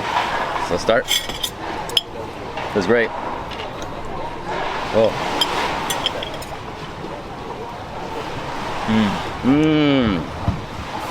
Oh, I love paprika. A nice sauce. Careful with the bones. I'm already finding a few. You too. Maybe spread it out a little bit, right? It's good though. It's really good. It's fire. Not too spicy. I love the oil they put on here. Mixed with that oregano. Nice, beautiful day. We're about to get 2 glasses of incredible white wine. The hardest thing for me with fish is the bones, but salmon, luckily for us, doesn't have many, you know? Yeah, and the ones that it has are not pretty easy to get out. Not so dangerous. Not so dangerous. I'm gonna keep going with this. Huge. Later we're eating Khachapuri, so we'll see how much of this we eat today. But it's all delicious, so it's all good. All delicious.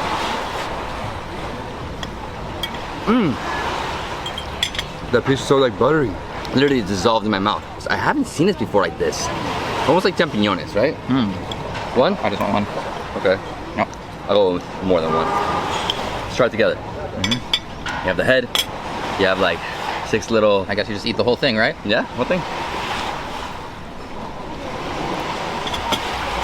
Oh, weird. Weird and amazing. Tentacles. So you have like 6 little tentacles, you have the head, and everything has the same sauce, right? The paprika, the oregano with oil. Yeah. Nice and spice. Not too spicy though. I will eat like 50 of these. More salmon. Yum. Yum yum, bro.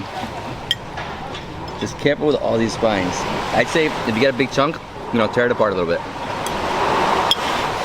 You got way more spine than me. Just depends on which piece, right? Yeah, I think so. Like they already took out like the main spine, like the backbone, and most of the bones from there, but there's still a few left over. Put some of that, some lemon. The way I do it, just move it out, right? Take it off, and then like this. Ready? I didn't make it. Right again. That's why you have to get off that, right? Get it off. Nice. Oh, I love these. Wow, look at this monster. A huge one. And I don't know if these are from the Black Sea. I guess we'll ask now. But I think they must be. They're giant, man. Actually, you know what? You're right, because in Ukraine, there's Black Sea oysters, so. I think they will be. Delicious. Man, we're still missing the shrimp. Take off the legs, take off the tail, strip it apart, right? The easiest part really is the tail, like, just rip it out. Oh, perfect. I take all these things off, these little stringy things. Get this, Yeah, the shell, the shell off. legs. Let's do it. Cheers, bro.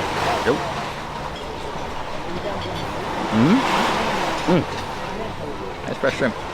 Super fresh. Super succulent, right? Yeah, and that's basically our meal.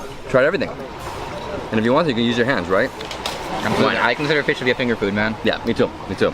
People look at me like I'm weird when I use my hands. I'm like, come on, guys, it's like natural way.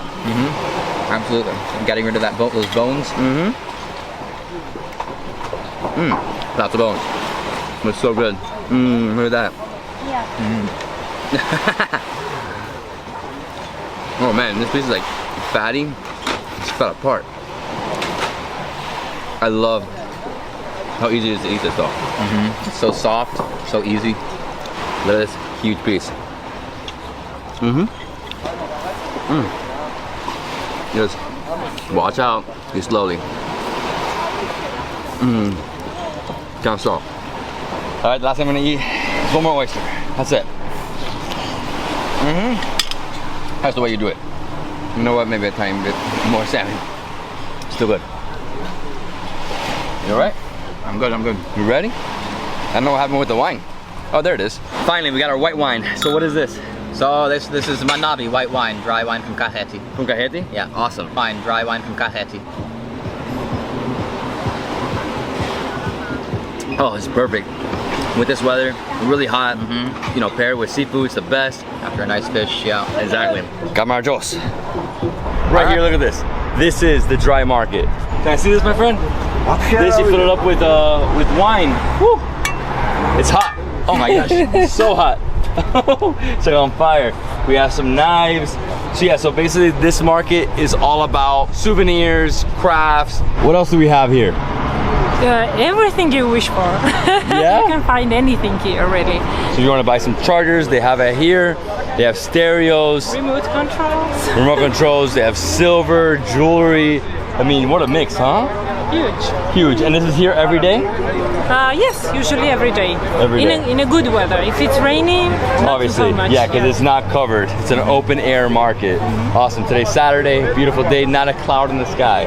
So basically, it's a flea market, and the reason they call it the dry bridge is because back in the day, Stalin time, you know, Soviet era, they changed the flow of the river, and this part of the bridge became useless. Are you interested in price? Yeah. There is. It's a one piece of wood. I'm sure it's one piece, and then on top they added another piece, right? Exactly. So it's Georgian script, Yes. and then you have the map. Beautiful. It's written Sakartvelo, which is name of our country in Georgia. Okay, Sakartvelo. I didn't know that. Good to know. Yeah. So what is this? Gentlemen from Swaneti wear it. This one's better, Wear right? it in the winter time. Okay.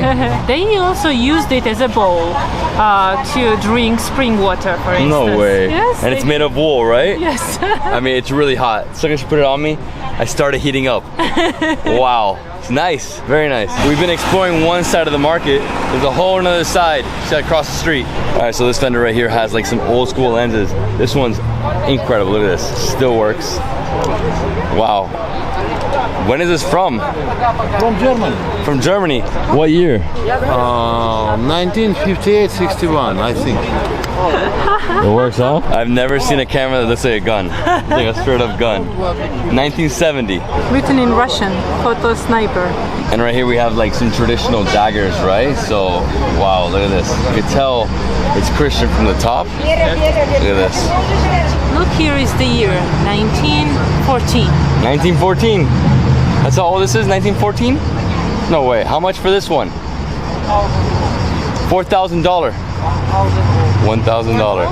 Wow. All right, that's it for the market. Really cool. I mean, what a different market. So flea market, a lot of collectibles. And with the name, we want to spread the message that we want to have peace in Georgia. In case you guys don't know, that was a recent war, 2008. So in 2009, they built this bridge, the Peace Bridge. Beautiful glass bridge that obviously you cross the main river, right? And that's it. All glass, really beautiful, modern, incredible. All right, let's cross. Yes, at night it's lit up with the color of flag of Georgia, and sometimes when we are hosting official guests from different countries, to show them respect, we decorate this bridge with the color of the guest countries. Loving this only pedestrian bridge, super modern. You have glass, steel, so you have the bridge, only pedestrian, and on top you have the cover, right? You have air flowing through. Over there we have the fortress, we have the funicular, and over here we have the other side of the city where we just came from. At night it lights up with 50,000 light bulbs, and it's really beautiful, especially when it's decorated with Georgian flag colors. So I have to come back here at night. You guys should all pass through here at night for sure, but during the day it's worth it. Also cooler right now because it is summer, it is July, so it's like 40 degrees during the day here in July, but under this bridge it feels easily 10 degrees cooler. Still really hot, but it's really nice. Beautiful bridge, it's a must see in the city of Tbilisi. We just passed the Peace Bridge. Now we're on the way to the clock tower. On the way, we stopped at this vendor selling either pomegranate or orange juice. And that is it. So fresh. Add some ice. That was too hot. Hey, maglobada. Magloba. Magloba.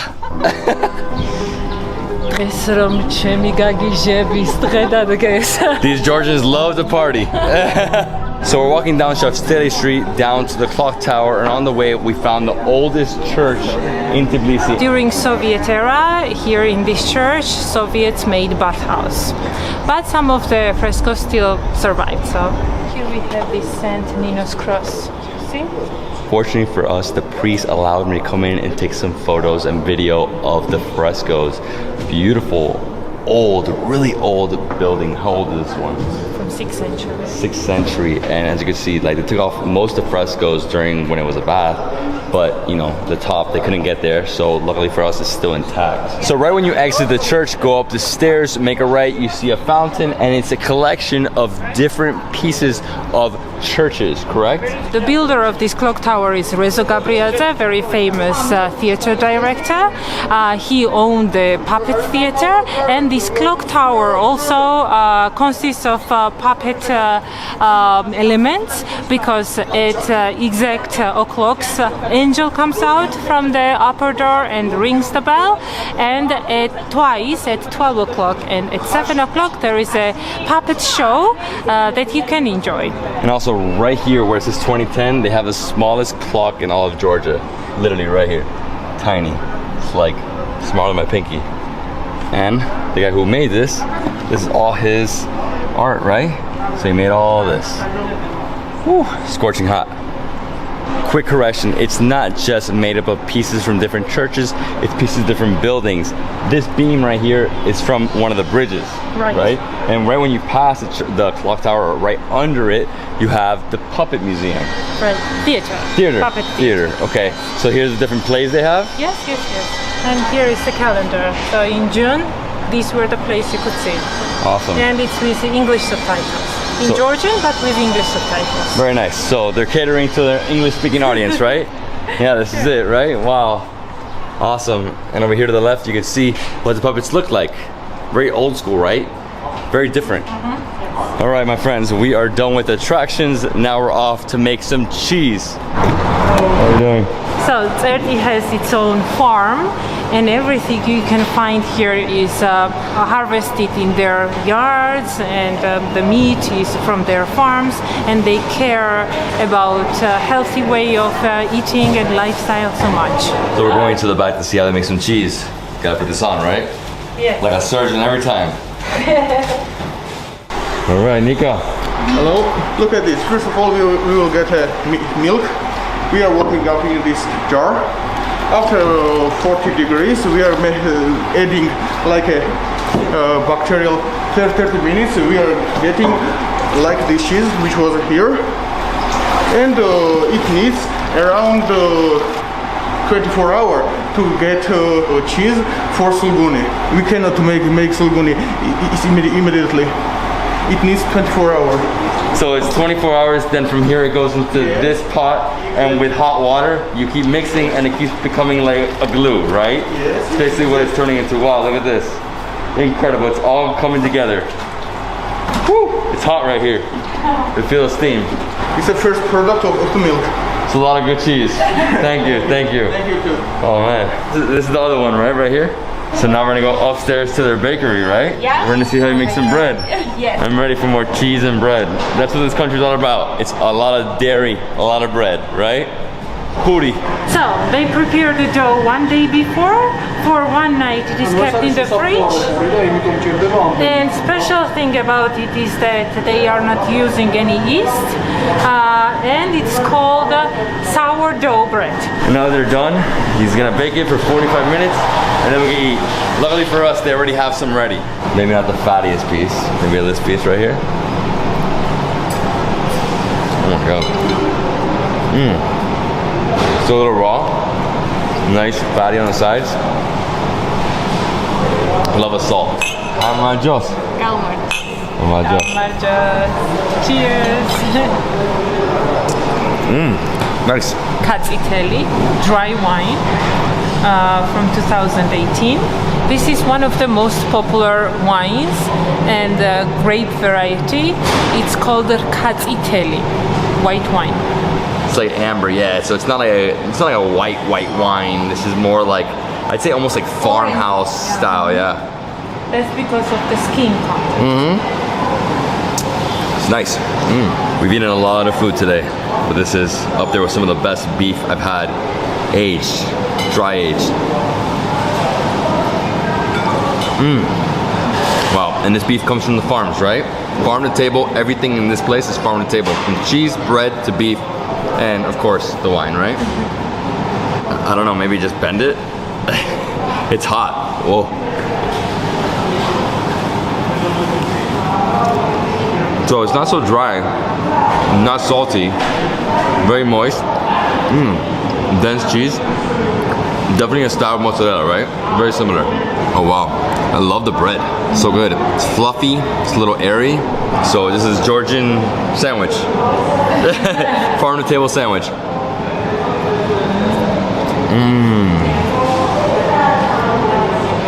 I like the cheese, it's so hot. Obviously they just made it. If I eat all this cheese, I'm gonna turn into a ball. It's worth it. First day in Georgia, I'm gonna go all out. This time it looks a bit different because headies were higher, so it's more comfortable kinda to handle it. It's the same quality, of course, and always delicious, like Khinkali should be. Like we did before, right? You just gotta suck out of it.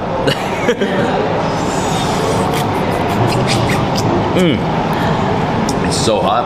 You did it upside down, right? Like this? Yes. Much more comfortable than It's easy to eat. Nice soup. Oh, this one's actually a lot softer than the other one. The other one's a little denser that we had earlier today. Look at that. Nice minced beef, pork. To be honest, I like this one more. I like the spices it has. It's a little different. Oh yeah. It tastes spices in the soup. Yeah, the herbs. Yeah, that's tasty. The only thing is that they serve you this many, right? And you're already full from everything else, so that's the Georgian style. Yeah.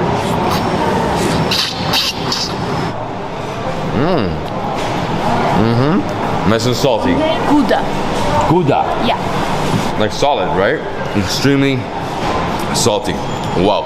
Yeah, you don't like the salt, right? No. I like the salt. With this, you need more wine. Gabi Majos. To Georgia, to the United States. And welcome to Georgia. Yeah, with that much salt, you have to flush it down. Like so much salt. Of course. I love it though. Nice and hard. Look at this. All right, so we're done here at Sertsi store. Look at this place. From here, you can see everything. They got wine, they have honey. What else do you have? Bread, cheese, steak. What's up, guys? We're good, we're good. Thank you guys for everything. Thank you, thank you. So we have more stuff to eat, right? No, I'm joking, I'm joking. So besides their cheese, their bread, their honey, they have sausages, they have the butcher, like I showed you before, but they also have fresh eggs. They also have quail eggs. Amazing. I think I should take myself some of the honey. The honey looks good. How's the honey? This is from the farm, right? All these? Linden honey, Georgian honey, basically, right? Yes. So I'm here in the back with the butcher, and I'm seeing how he cuts this cow, the beef, right? So he basically took the whole entire side of the cow, and then he chopped it up. We got the ribs, he put it here on this little machine, chopped it, and he's cutting away non-stop. Incredible, love it. Just watching this process, you know, it's all super organic. Cut it all up. Now he's gonna put it back in the fridge. It's gonna sit there until it's ready to dry age, right? And that's it. Oh man, thank you. Thank you. Georgia, love you guys. Magloba. Magloba. Yes. Magloba, thank you, thank you. Appreciate it. All right. So this village we're going to is called Udabno. Udabno means desert in Georgian. This village was built in the Soviet era by ecological migrants from a region called Svaneti. There was some kind of natural disaster in Svaneti and they resettled a bunch of families here. And this region is high in the mountains, and they have there this traditional dish called kubdari, this kind of meat pie. So this is what we're gonna taste there, because this is one of the few places where you can get traditional kubdari outside of Svaneti, outside of the high mountains. Hello. Hello, how are you? How you doing? Very good, very good. How Everything are you? good? Very good, Awesome, very awesome. good.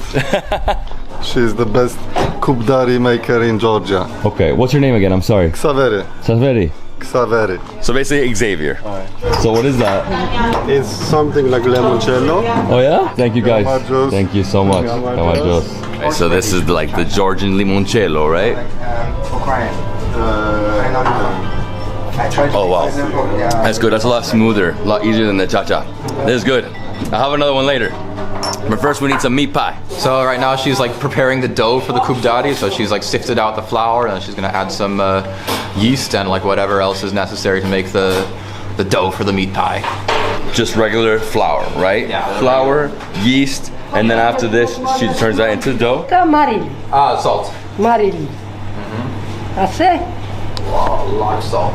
She's gonna go over here and get some water for the dough. It has to be this kind of temperature, not too hot and not too cold, like just the right temperature, and then it'll come out just right. She added yeast and salt to the flour, and then she's adding water that's like lukewarm, not too hot, not too cold. So she adds a little bit of sugar sometimes, just so like it looks nicer, like, and it like has a more beautiful shape. Yeah, it turns it red when it bakes. She knows it's good when it comes away from the bowl just like that, really cleanly. You know, doesn't leave any dough behind on the bowl. So now the dough's done, she's gonna let it sit there for 5 minutes. So like in the meantime, she's gonna show us the filling, like how she prepares the meat. Oh, it's spicy. Oh. Okay. So she brought out the meat. It's prepared. It's ready. The reason why it's ready is because whenever anybody orders, she doesn't have to go through the whole process of making the meat part of the dish, right? And here we have all the different ingredients. What I just tried was like a chili, basically pepper, right? Then we also have, what else? Salt. So there's a special salt from Svaneti which is mixed with different kinds of spices. So she's got mixed in like caraway, coriander, fenugreek, a bunch of other spices. Like every recipe for Svanetian salt is different from family to family. They all have their own special spices that they mix in with the salt, which they use to flavor their different dishes. Oh, that's hot. That's hot. Oh my god, I'm breaking down right now. I need some water. Oh god. Wow, that was spicy. Try some of her bread that she made herself. It'll help you with the pepper. Eat it. I have to calm this down. Nice, fluffy, airy. Look how big that is. Oh wow. This pepper's to make a sandwich, right? Cut it in half. It's too good. Now where's the Khachapuri? So you can try the salt if you want. This salt is good with anything, like with potatoes, with meat, with eggs, like they're trying to salt. I love it. So it's like it's salt, but it's like a different type of spice in here, though. Oh, so good. I love it. It doesn't matter if it's pork or beef. They always use the thigh. Always. Oh, I can't wait for this. So she made this like ball of meat, and she's gonna make a ball the same size of dough, because you need to have the same amount of meat and dough. So she'd softened up, and she said, like, now it's telling me that it's ready. The same amount of dough and meat. So what she do? She flattened the dough, then she put in the ball of meat inside. You know, rolled it. It almost looks like Khinkali in a way, the way she was doing it. And then there you go. Look, so you don't even see the meat anymore. It's inside, right? Stuffed. That's gonna put it into the oven. I love this oven. So what? It's like an old school oven? Yeah. This is like the old village style oven, like a very big one actually. Nice temperature for baking these kinds of things. I've never seen this before. So she grabbed the uncooked kubdari and she put it on top of the oven. It's gonna get like a little toasty, and then she'll put it inside. She's also making some Khachapuri. So that is cheese bread. Obviously the boat-shaped one is the most famous one. That's in Batumi, but here it looks more like a pizza, right? So while we wait for the food to be ready, I'm gonna give you a quick tour of the property. So downstairs, you have the bar, You have a little relaxing area. They have some books outside. You can also hang out, relax there. You go up one level, they have a mini terrace. Keep going up, and over here they have like basically the rooftop terrace. It's open air, but right now it's not in use. And over there to the right, that's where they usually have concerts. And then over here we have a bunch of cattle. Whew, it's hot today. Gorgeous, man. I love this scenery here. It's beautiful. And this is the town right here, right behind us. Oh, and also if you want to, you could stay here. So they have rooms right over here. Let's go see them. Okay, and this is their hotel, the rooms, right? How many rooms do you have? 7. Yes. And this is one of their 7 rooms. So you can see, it's a king-size bed. Oh, wow, beautiful. So they have air conditioning, they have a fan, couch, water, of course. And over here's the bathroom. Nice. Oh, super clean. Love this. Oh, that's gorgeous. Okay. Whew, it's smoking hot now. Obviously, this is town. This town's called Desert Town. And it gets really, really hot. And that's it. They're both ready. She pulled them out and she's putting butter on top. And we're about to eat. I'm excited. I'm starving. You ready? Yep. Let's go. Oh, it's so hot. Oh man, it's straight out of the oven. Whoa, it is scorching. And look, you see, you open it up, you see all the ingredients there. Mmm. Wow. Mmm. Oh. Mmm. Man. Super juicy. Mmm.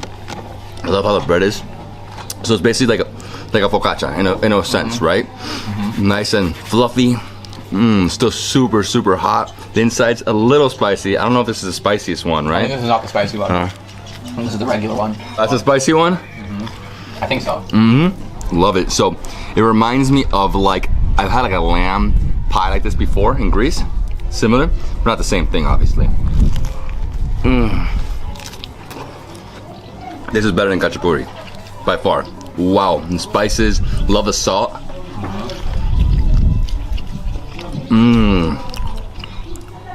And there's a spicy one, right? I think so. This is a beast. Wow, and they're all so hot.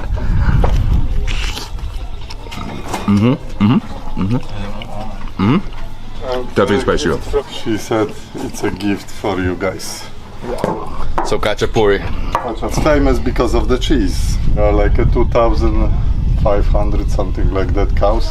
So we have like our already 1 month, I think. Yeah, I was gonna say the shape and the color obviously resembles more like Gouda, like Dutch cheese, right? And it is. Oh my gosh. So it is Gouda. Smells incredible. I'll take it. It's not ready yet. It's not ready yet. So I think this blows out Khachapuri out of the water. And to be honest, I got a little tired of it. 3 days, Khachapuri every day. What an incredible meat pie. But just try this Khachapuri right here because it might just be a cut above like the other ones that you've tried. Might just be. Cheers. Gabarjos. Gabarjos. Gabarjos. Nice. It's like a farmy wine, right? Home style. Oh wow, with this heat, it's perfect. Just like calm me down. And now I'm gonna try this Khachapuri. Oh my god. The cheese. This is the best one I've had. Cheese-wise, wow. So now you know, when you come out here, come to Oasis, eat some kubdari and some delicious Khachapuri. Cheers, guys. So what's your opinion on this food? Amazing, absolutely amazing. Thank you so much. You're the best. You really are the best. Thank you so much. Food delicious. Yummy. My friend, it's scorching right now. I need another limoncello. One more. All right, with my Polski brother right here, let's do this.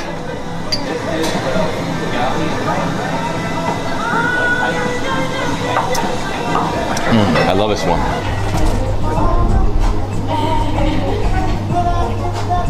So it's chacha and tangerines. In November we put it and we'll... Hey, for your help. Guys, baby. Thanks guys, thank you so much. Gagi Marjos, Gagi Gagi Marjos. Marjos. So tangerine, right? So smooth now, Oh, it's perfect. Not bad, eh? Not That was awesome. and it's strong.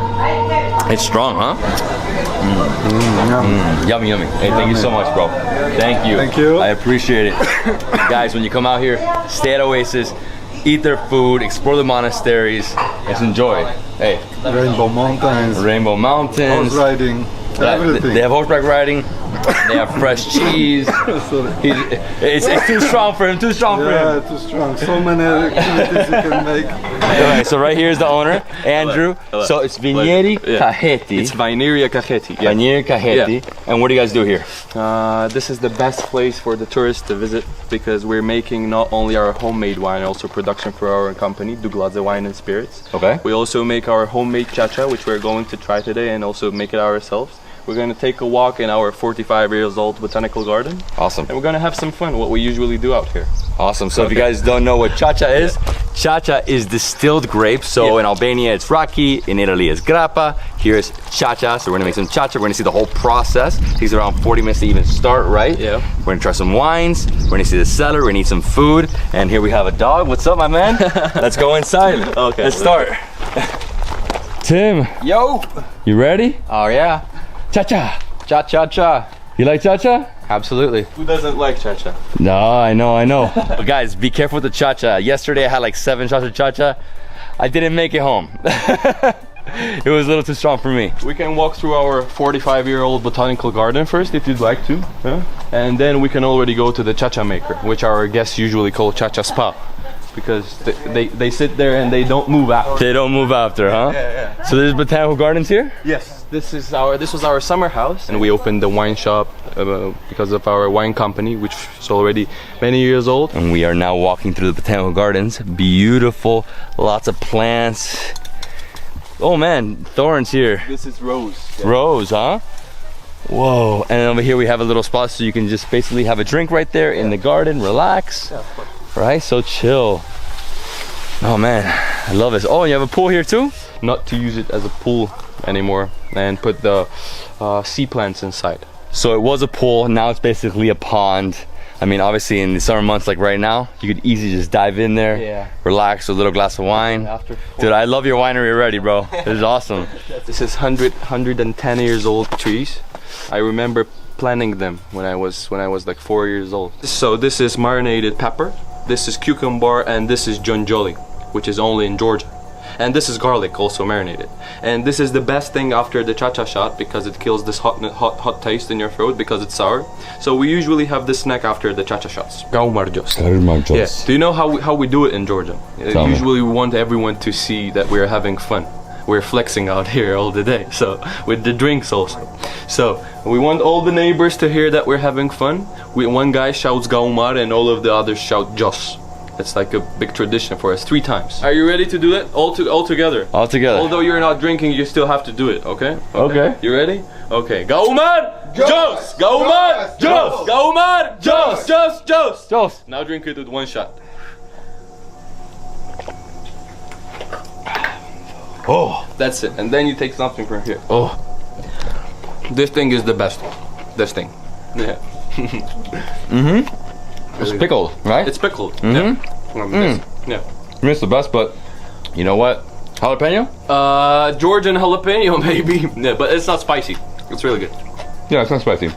It's easy. It's like pepperoncino. Yeah, you can eat the no, this is easy. jar of that. So. But you know what? Yeah. This is way better. Yeah, of course. So good, refreshing, man. Yes, that's true. So we don't leave anything from the leftovers of the winemaking. So what's left after the harvest, this is the thing that the grapes grow on. We use it for the barbecue. This is the best aroma for the barbecue, Georgian barbecue, which is called tzwadi. So this is the traditional way of tzwadi making. We put it on the salami, what it's called. That's how we use it.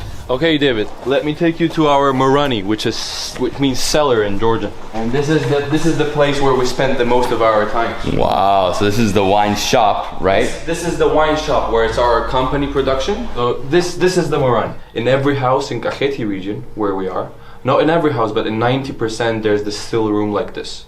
So it means that the winemaking is like the tradition and the passion for Georgians. It's not only drinking. It's a big culture already for 8,000 years, and it's the first country who started the winemaking. Even before Christopher Columbus found America, Georgians were already making wine inside the clay amphoras. So even before Jesus Christ died on the cross, I mean, you're talking about 8,000 years. Yeah. So this is traditionally how you guys do it, and Gergeti is the region. That is the wine region. That's where I'm going to be exploring for the next like 48 hours, which is amazing. And over here, so people just write on the walls, right? Anybody can come over here and write? That's the visitors. Yeah. Awesome. You gotta give me a clean slate. I'll put a David's bin here. Yeah, for awesome. Sure. To tell the truth, these ones are just for demonstration. We don't really make wine here. These clay jars are like 30, 40 liters. And no one waits for the minimum amount of time for your wine to get ready. It's 9 months. No one waits for the 9 months then to drink 40 liters in one night. So it's usually the clay jars are bigger. It's 5 ton. Where, for example, me and you and another guy can fit inside after the fermentation process. And they usually used to clean it with these things. This is the pile of the cherry tree, which they say that it contains a sanitizer. And after the fermentation process, they used to clean it with these things. And at the same time, they used to sing the songs. And these walls are usually infused with alcohol. And if the song ended early, it means that something's wrong in there and they have to take them out. So it's a big funny process, not only just making wine and drinking it after. And David, now we're going to try our homemade white dry wine, which is called Khachapuri. This is the name of the sort of the grape and also the wine which we're going to try. And this is the 9 months old white dry wine, which is called amber wine because it's made in the clay jar. Oh wow, so it still smells like it's fermenting. Yes, because it's young wine. And this is the result of the 9 months. If we leave exactly the same sort of the grape inside the clay jars for a longer time, for example, a year more, the color is going to change like into this. Yeah, so it almost looks like a whiskey. It's already reserved wine, which is called amber wine in Georgia. Wow, this is good. This is light. It's nice. Obviously, this is not completely ready yet, so it still tastes very farmy. Yes, you know? yes, and the fruity flavors are still there because it's young wine. Oh, it's good. Yeah. I also want to show you one thing right over here. So this is Georgia, right? Over here is where we are. Yes. We're like over here somewhere. That's true. Right, so and that's where the sticker is. The sticker is, yeah. Well, okay, so right there. What a beautiful map, dude. I'm gonna buy it from you. What an awesome map. And how many different wines do you have? Because I mean, there's so many here. At Georgia, we have 525 endemic sorts of the grapes. But not all of them are also, of course, used. We produce different, you mean sorts of the wines, yeah? At least 30, 35. 35 different wines? Yeah, of course. Yeah, and not only wines, we produce cognac, we call it brandy here in Georgia, of course. The same with the sparkling wines. Also liquor, cha-cha, of course, our homemade cha-cha, and the factory type cha-cha also. But the wine making is mostly our specialty. So. Okay guys, before we drink some wine, let's see the barbecue. Oh, here we go. Next up, we're seeing how they make cha-cha. Okay. Yeah, that's it. So you lit the fire, you put the grape juice inside, right? Yeah. Then you close it, and then you start sealing it. And what do you use to seal it? This is the simple flour. So we put it around, just flour. Okay, we don't need no water around it. So just the flour, so the steam, we don't lose the steam. So we want all the steam to become into the liquid again. So we don't lose any drop of the cha-cha. So it's a little different from the versions I've seen in Albania and Italy where they seal it like with a paste. Yeah. Yeah, and then after you have to like take it off. Yeah. Almost like cement, it like right? bakes, yeah? Yeah, like bakes. Yeah, and it sticks really tough, so obviously nothing can come out and the vapor, right, and the steam. Yeah. And then what's gonna happen is it's gonna go through here, it's go through, you know, the cold water. So it's basically a condensation, yeah, right? Of course. And then eventually it goes out through there. Awesome. So in the next 40 minutes it'll be done. And in the meantime, we're gonna eat some food and we're gonna drink some wine. What are we eating? Some barbecue, Georgian bread, homemade bread, some cheese, and what happens at the Georgian table, many different things coming all together. So we're gonna see that. Awesome. So basically, there's the pork kebabs, right? This is the pork. It's not kebab. Kebab. Yeah, I say kebab with a skewer, yeah, right? Yeah, it goes on the sticks like the kebab, but it's like the simple separate. Yeah, just big chunks of meat. Yeah. It's not minced meat, right? And we're also gonna try the Georgian Khachapuri, The pizza, Georgian pizza. Oh, okay. You love it. Another one. I eat like 2 or 3 a day now. Yeah, it's awesome. Okay.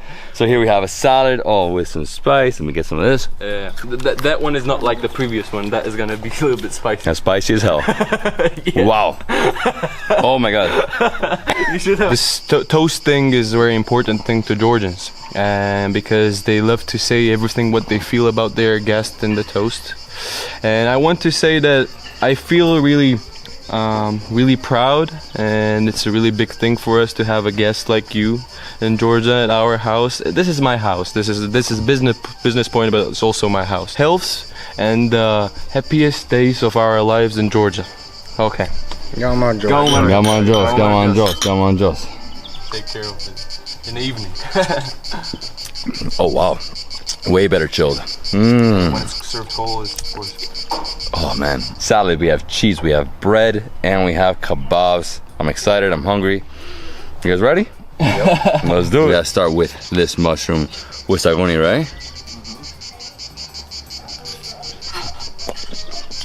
Sagoni, basically mozzarella. Same feeling. Wow. But they're so good. I mean, it's like creamy, it's earthy. I think the tortoises are around here. I heard them. You can hear them like moving around. Next up we got some pork, right? Nice and charred, still very tender. Shashlik barbecue. Georgian swadi. You put a sauce on it, right? There's kamale. Nagduri, so basically cottage cheese with mint. Be able to read it different pronounce than you write it. Oh my god, that's amazing. Yeah. It's so fresh. No? Very different. I actually I've never had really cheese with mint. This is unique. Yeah. That's from this garden? Not the peppers. No. Oh my god. What do we have here? Figs? Yeah. Alright, so we got some melon and we have some figs. Look at this. This is the best. Yeah. So good. First impression, yeah. Wow, man. I'll fly this country for this, man. True. It's true. Yeah, you can definitely go for one of these. It's cold. It's a palate cleanser. Yeah. To really have it in between, right? So after this is cha-cha, right? Yeah. Loving the farm to table feast here. Wow. So many vegetables, so many cheeses. Woo! And some bread. Alright, already started. This is what it looks like after 40 minutes. This is the first part of the cha-cha, which is a little bit warm. We usually don't drink it. And how I already told you, this is 6 to 8 hour process. This is 90 degrees. 90, so it means like it's really close to the gas already. So it's really strong. We usually don't drink it. I'm not drinking 90 degrees. No. I'll have a heart attack. We let it sit. After 2 hours, it's gonna start going down. The alcohol content is going to go down, and the standard what we usually bottle is 50%. What do you prefer? What sorts of the wines? Because we have all of the different sorts of the wines here. Just Georgian. Just Georgian. Give me Georgian. Typical Georgian wine means making wine inside these things. What is the clay amphorus? This is called kvevri. And this is the first way, not one of the first ways of the winemaking, this is the first way of the winemaking in the whole world. Because by the expedition which was held in Georgia, they found the parts of the clay jars which were 8,000 years old. So it means that the Georgians were making wine before any other country started making any alcohol. In these clay jars, we only make dry wine. So at the homemade situations in Georgia, we usually make dry wine. Let's go like this. Yeah. The other one was like fermenting. This one's, wow, way smoother. Yeah, this is fully fermented. This is 2 years in a clay jar. Semi-dry, right? This is dry. This is dry. totally dry. Difference between European system of winemaking and Georgian system of winemaking is using the leftovers of the grapes. When we crush the grapes, we use not only juice but also the leftovers of the grapes, what gives the color and the intense taste of the aroma of the clay jars and so on.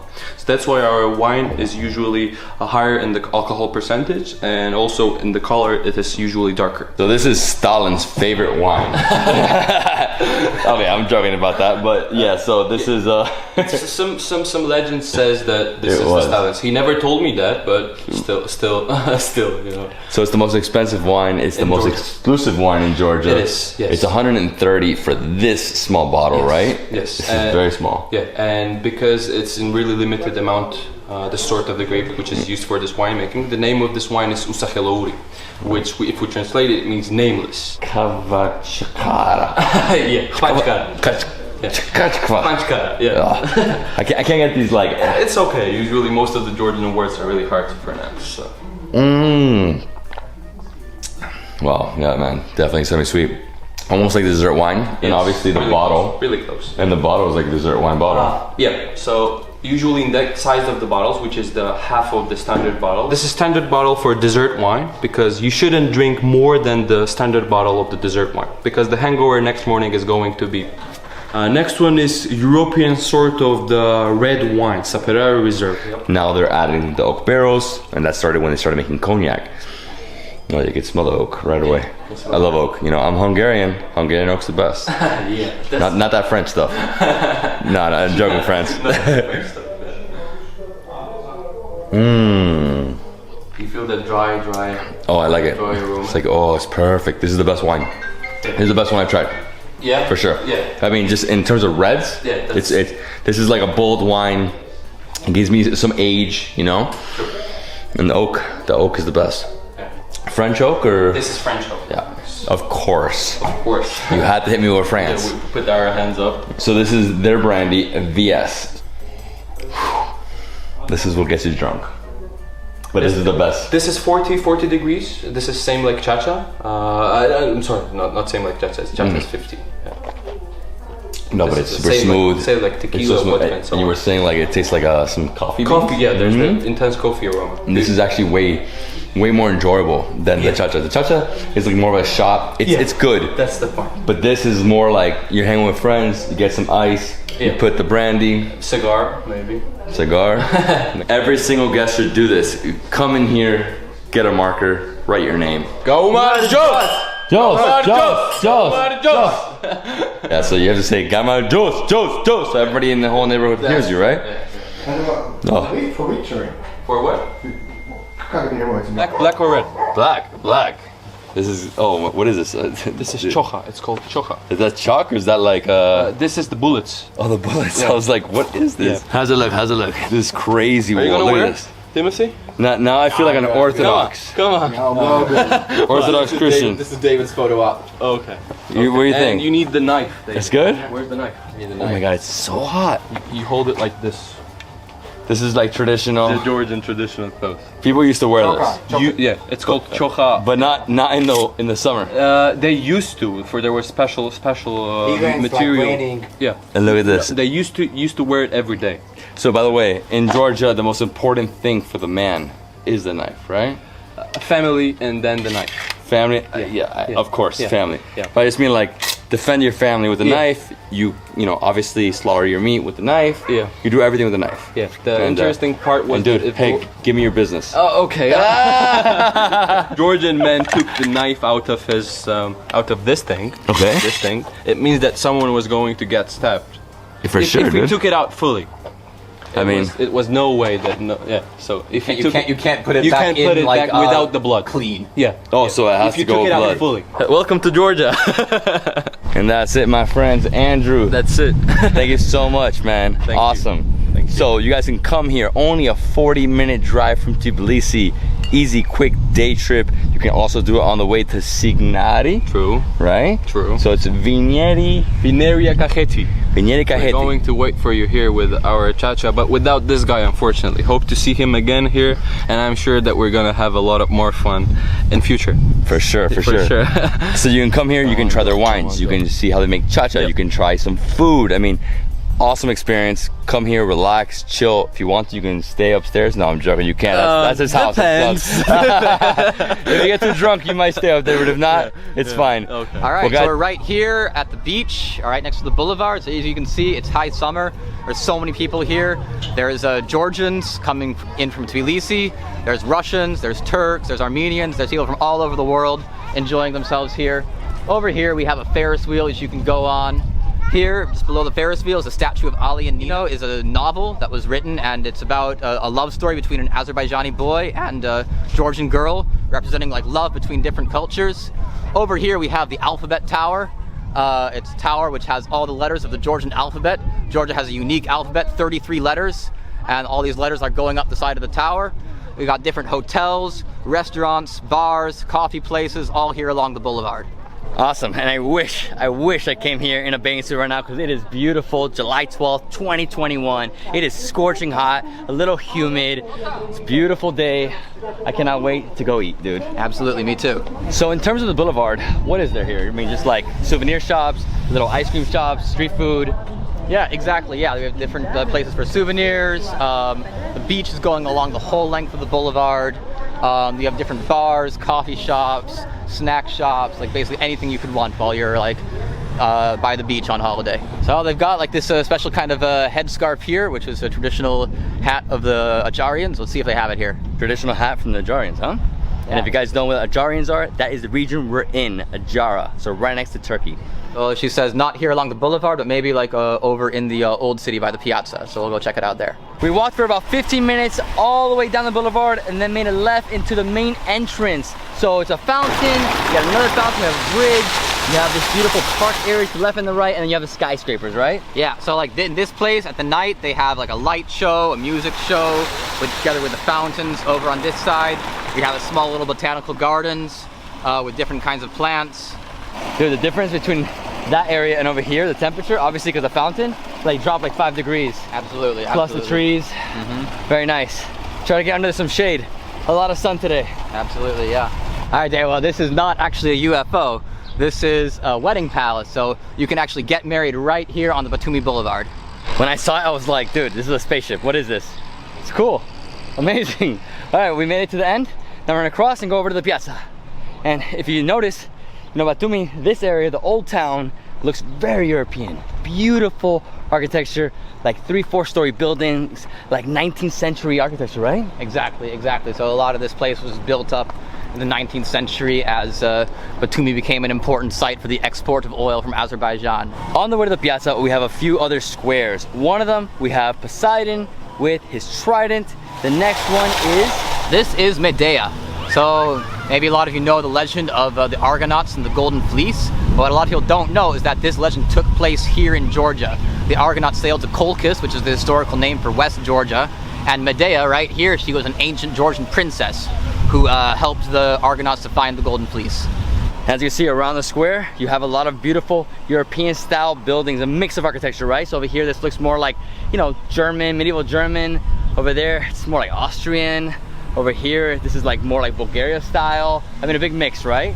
Yeah, so like Batumi has a huge diversity of architecture, both like in the old side and the new side. There's a lot of experimental things, very classical things, and it's all very beautiful. And what's that? Over here, they have an astronomical clock, which not only shows you the time of day, but it shows you the time of month and the time of year as well. One thing I love about the city, fresh water everywhere you go. Right in the street. Hot day like today, you need it. All right, so here we have the Batumi Piazza. It's like this sort of open square surrounded by a bunch of buildings, and they have different kinds of restaurants here, bars. You can come and like have something to eat, something to drink, surrounded by all this beautiful architecture. Just a huge open air terrace, right? Like 1, 2, 3, 4, 6 different restaurants and bars. On the side streets, you have a lot of souvenir shops. So if you want to come get a drink here, relax, it's like more of a like poshy area, right? Yeah, exactly, a little more upscale. Yeah. And this tower right here, I thought you can climb it, but no, you can't. This is a hotel. It's called Hotel Piazza Boutique. So if you want to stay in the hotel, in the piazza, this is it. Pretty cool. Yeah. I've never seen it like in one of these. Usually you can climb it, right? You get up to the top, it's probably good views from the top. It looks like it's just got hotel rooms in all the different corners, a little clock that you can see from everywhere in the city. Let's go. Let's go. Making a quick stop to try some cha-cha. Tim, what is this place? So this is another restaurant in Pasanauri on the side of the highway. We're gonna try, I think, some melon, some peach, and some regular cha-cha. The building is like a rustic Alpine house, right? 2 stories. Outside you have a terrace. To the left you have some fish. You have a rabbit. Really beautiful setting. You have people eating inside, outside. Got my drinks, my friends. Oh, this is smooth, light, melon. Oh, it's the best. Give me a liter. So we came up to the top to see the terrace. Beautiful dining area inside, outside. Love it. Look at this, rustic. It really reminds me of the Albanian Alps. Very similar, just in like everything. From the buildings, to the mountains, to the beautiful river right there. I love this place, dude. Yeah, this is a beautiful place, David. Absolutely amazing. Let's keep going. Still have a long way to go, about an hour and a half to get to the top. So for the past 30 minutes, we've been driving along the river, going slowly, making our way up. It's getting colder, but the views are insane. Look at all these mountains, beautiful, lush, green. You have some jagged edges. Going up over the Jvari Pass, which is going to cross over like the main ridge of the Caucasus, and we'll come down on the other side of Stepantsminda. Yeah, we're going up. Hopefully we can get past a few of these trucks and have a nice trip. And why are there so many trucks? Now this is the main highway connecting Georgia and Russia. So like all of the transport from there, like all the goods, like going to Armenia and everything else, like they're coming along this road. So we're making it to the top of the pass, and right now we're gonna see Gurauri, the biggest ski resort in the area. Like we can see it right here. Here's the ski resort. Obviously there's no snow there right now, but loads of people come here in the winter time and have fun in the snow. After we get past Gurauri, we'll be crossing down into Stepantsminda. It's the biggest ski resort in Georgia, so if you come here in the winter months, this is where you have to go. So we're here in Gurauri, and I gotta say, you better bring a sweater in the summer because it's freezing. And I might stop soon and get myself a wool hat because the temperature just keeps dropping and dropping and dropping. And as we get more and more north, it's gonna drop even more. Wow.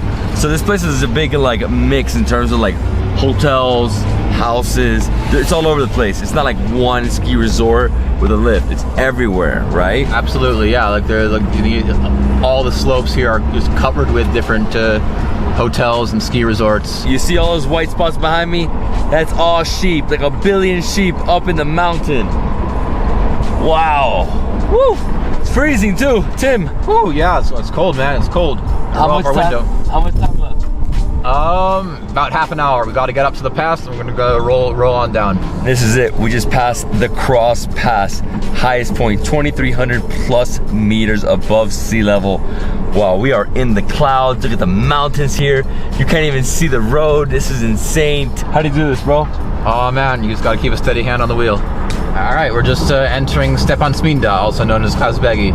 Unfortunately, the weather is not the greatest. Well, we got a little bit of rain. It's got overcast skies, so we can't see the main mountain, which this place is most famous for. It's hidden in the clouds, but hopefully tomorrow morning it'll clear up a bit. We just passed the center of the town. Beautiful little square, a few supermarkets. We made a right. We're going up the hill, and I think we're staying at a place called Alpine House. Yep, they're called Alpine House. They're right over here, and we're heading right in. How are you? Yeah, good. Good? Yeah. And this is where we're staying tonight, Alpine House. So it's a 12-room hotel, right? As soon as you walk in to the left, here we have lobby area, reception. Over here to the right, we have the restaurant, and it's 3 stories. We're going up to the second story where my room is. In terms of accommodations, they have a few different styles of rooms, right? So they have a double, a triple, they have queens, and then they have like more modest accommodations that don't have bathrooms. So they have shared bathrooms. Exactly. Right? And then over here to the left, this is your room. This is where I'll be staying. So it's a double, right? Beautiful. This is all super rustic, right? So all wood, everything's super nice. You know, this is Alpine. Same thing in Albania, same thing in the Swiss Alps, you know, just beautiful wood, nice, warm. You got the heater. You have a little table over here, so you have your coffee, right? You can do some work here. And I love the bathroom, super clean. Over here is my room. Let me turn on the lights here. Right, so same type of bathroom, but I have a queen size bed and I have this view.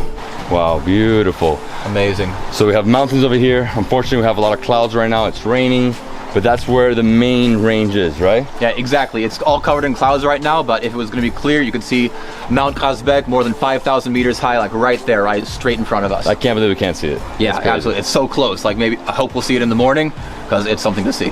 And right below us, we have the terrace, right? So we have a few different tables, very rustic as well, all wood.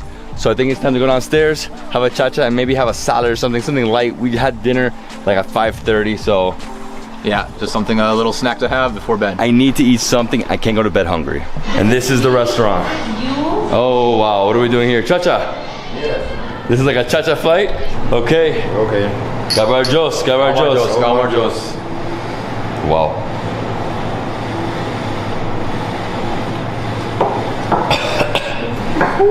That's strong. Yeah. Little chaser. Dude, try this. Oh, what's this? And that's it, my friends. We are ready to eat. We have a feast here between everything. I don't know what to start with. Beans? Yeah, let's go for it. These look so good. Super nice. Clay pot, man. Wow. Yeah. I think this one's prepared with some walnuts in it. 100%. They're so creamy. Yeah, and this one has a nice sort of kick of spice to it, but some like extra spicy. Extra spice. Man, I'm gonna have to have more of that later. Shit, it's good. It's too good. And this one over here is their main dish, right? Yeah, their house special. Their house special. So it's like egg, cream. I don't know what else is in here. Some potatoes, some chicken, some mayonnaise. They said some tomatoes as well. Wow, that's good. Oh man. So it's like a creamy tava dish, right? Clay pot. Delicious. What is in there? Oh my gosh. I'm gonna eat more of that for sure. 100%. Me too. That's the one dish you have to have when you come here. And then this one is like a fajita, right? Yeah. Literally, it's fajita. That's what she said. And it's like a cracker here, right? Let's get that. Yeah, some of that. To be honest, I'm pretty full from the Khinkali because we had a lot of dumplings earlier, but this food is absolutely It's so good, amazing. like you just gotta have some of it. So good. Everything's from farm, right? Farm to table, straight from here in these mountains. Exactly, and there's looks like they got a really good staff in the kitchen there. This stuff is delicious. I have to try this tomato. So this is walnut.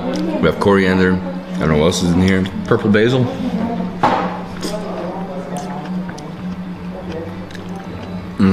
The coriander and purple basil. Little changes. And the salad.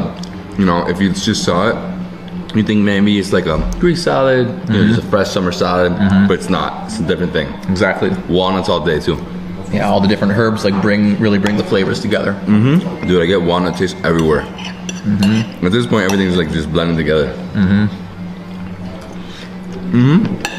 And what's this? That's fried cornbread. Just fried cornbread. My friend, cheers. Cheers, man. Where has this been all my life? See, in the States, we don't do it fried like that.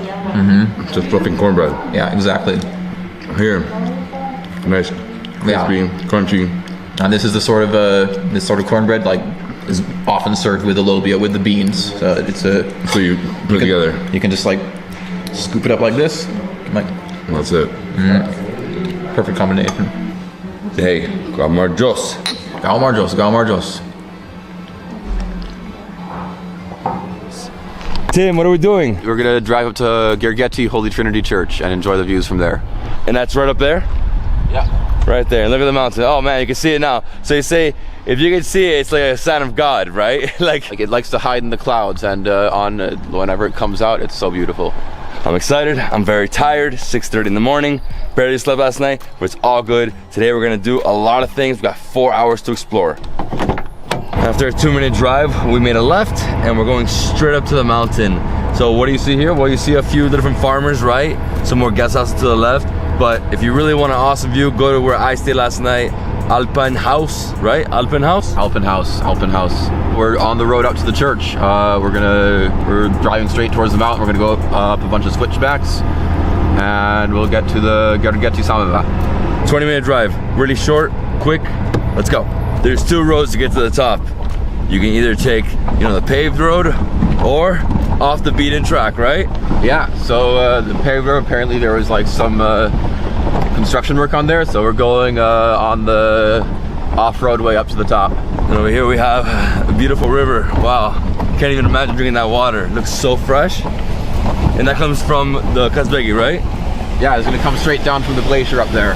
So you have this like wild mountain river like already full of water. It looks so cold. After a 15-minute drive, we are up here at the church. Temperature has dropped dramatically. Bring your sweater, you will freeze in July.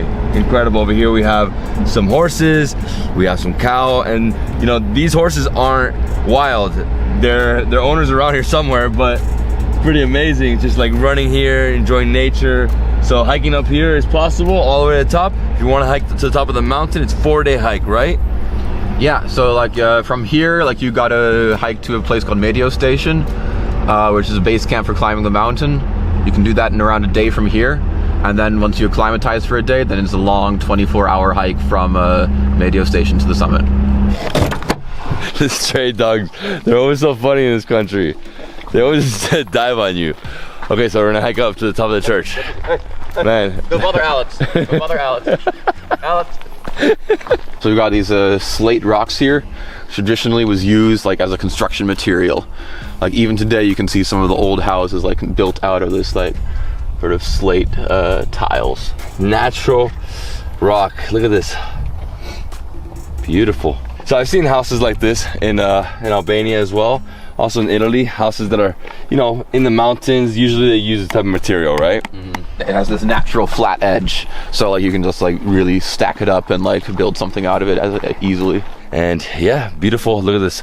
So it's incredible stones, lots of beautiful carvings right here on the doorway. And then over here we have something really interesting. There's like a person, so I guess the person who built it, right? All right, let's go inside the bell tower. Obviously, always stay very quiet. So there's a legend that in the ancient times when Georgia was under invasion by foreign armies, they would take like priceless religious relics like icons and crosses, and they would bring them up here to the mountains and store them in this church. It's incredible that they built this in the 13th century up here on the mountain. So they brought all the stones from the town all the way up here, and this was built over an ancient pagan temple. Wow, let's keep going. Next up we have the main church, and over here to the right we have more beautiful views. And look at the size of these stones. I mean, just incredible. Massive blocks. Look at this. Huge. I can't even imagine bringing this up from the town all the way up here to the top of the mountain. What people did for religion, right? And then over here, please dress modestly. So remember, men, you know, don't come in shorts. Women always have to cover your head. And if you don't have, you know, if you came hiking, you came with shorts, over here they have some pants and they have a scarf for women. All right, let's enter the church. All right, so they have got a church service going on inside there. Filming and photography is not allowed on the inside. It shows right here. But one of the deacons was kind enough to let us film him like lighting some incense here outside the church. I just walked inside. It's very similar to like how the bell tower is in terms of how dark it is. Just like super dark. You know, you have a few different pockets that, you know, where light seeps through, but you have icons, you have candles, and yeah, it's got to be really respectful here. And wow, I love this, man. Look at all these carvings. It's like, how did they put this here, right? Yeah. This is insane. Love it. All this intricate carvings. Amazing works of art. Like, and this stuff is as old as the church itself. It's been here for centuries and centuries. Walk around the church, get epic views everywhere you go. And this is the town, right? So Kazbegi is the Russian name, and in Georgian it's Stepantsminda, meaning Saint Stephen. And where's Russia? Russia's down the valley right there. This valley is called Daryali Gorge. Daryali Gorge, the town, the church, the mountain, and that's it. All right, let's go down. Maybe we find some Khinkali? Yeah. I'm starving. I doubt it. This time in the morning, 7:30 in the morning, it's gonna be hard to find food here, but we'll try. And this dog is chasing us. Hey, buddy. Hey, leave me alone. Leave me alone. And as you can see, there's a few hikers going up to the top of the mountain. It's a 4-day trek. If you're very adventurous, you could do it. I'm not that adventurous and I have very limited time, so we're gonna go back down to the town. Hopefully we find some food and see what else we can do, right? Gotta get down this road and we'll be there. Right now the main road's under construction. That's why we're going down this rocky, you know, path that's not paved. It's a little bit of a bumpy ride, but that's the Georgian massage, right? Exactly. Tim, this road is rocky. Yeah, man, it's nuts. It's nuts, it's nuts. It was super steep. Good thing we have a good car. Yeah, we have a 4x4. Woo! You still gotta hold on though, because it's very steep. There's a lot of potholes. you know, like just massive holes. And over here to the left and the right, we have a small stream just flowing through. That's water coming from the mountain, right? Yeah, straight down from the glacier. I'm sure it's delicious. Yeah, it's a great thing hiking around here. You can just like stop any stream, like drink everything. It's amazing. So this is the village Gergeti. This is the same name as the church up there, Gergeti Trinity Church. And yeah, this is the village on the other side of the Terek River from Stepantsminda. We just made it back to town, and it's 8:40 in the morning. Unfortunately, most things are closed at this time, so if you're gonna eat breakfast, do it at your guest house. But we do have a guy here making some Tony Puri, right? Tony's Puri, so he's mixing the dough, heating up his clay oven. My friend, you good? Georgi.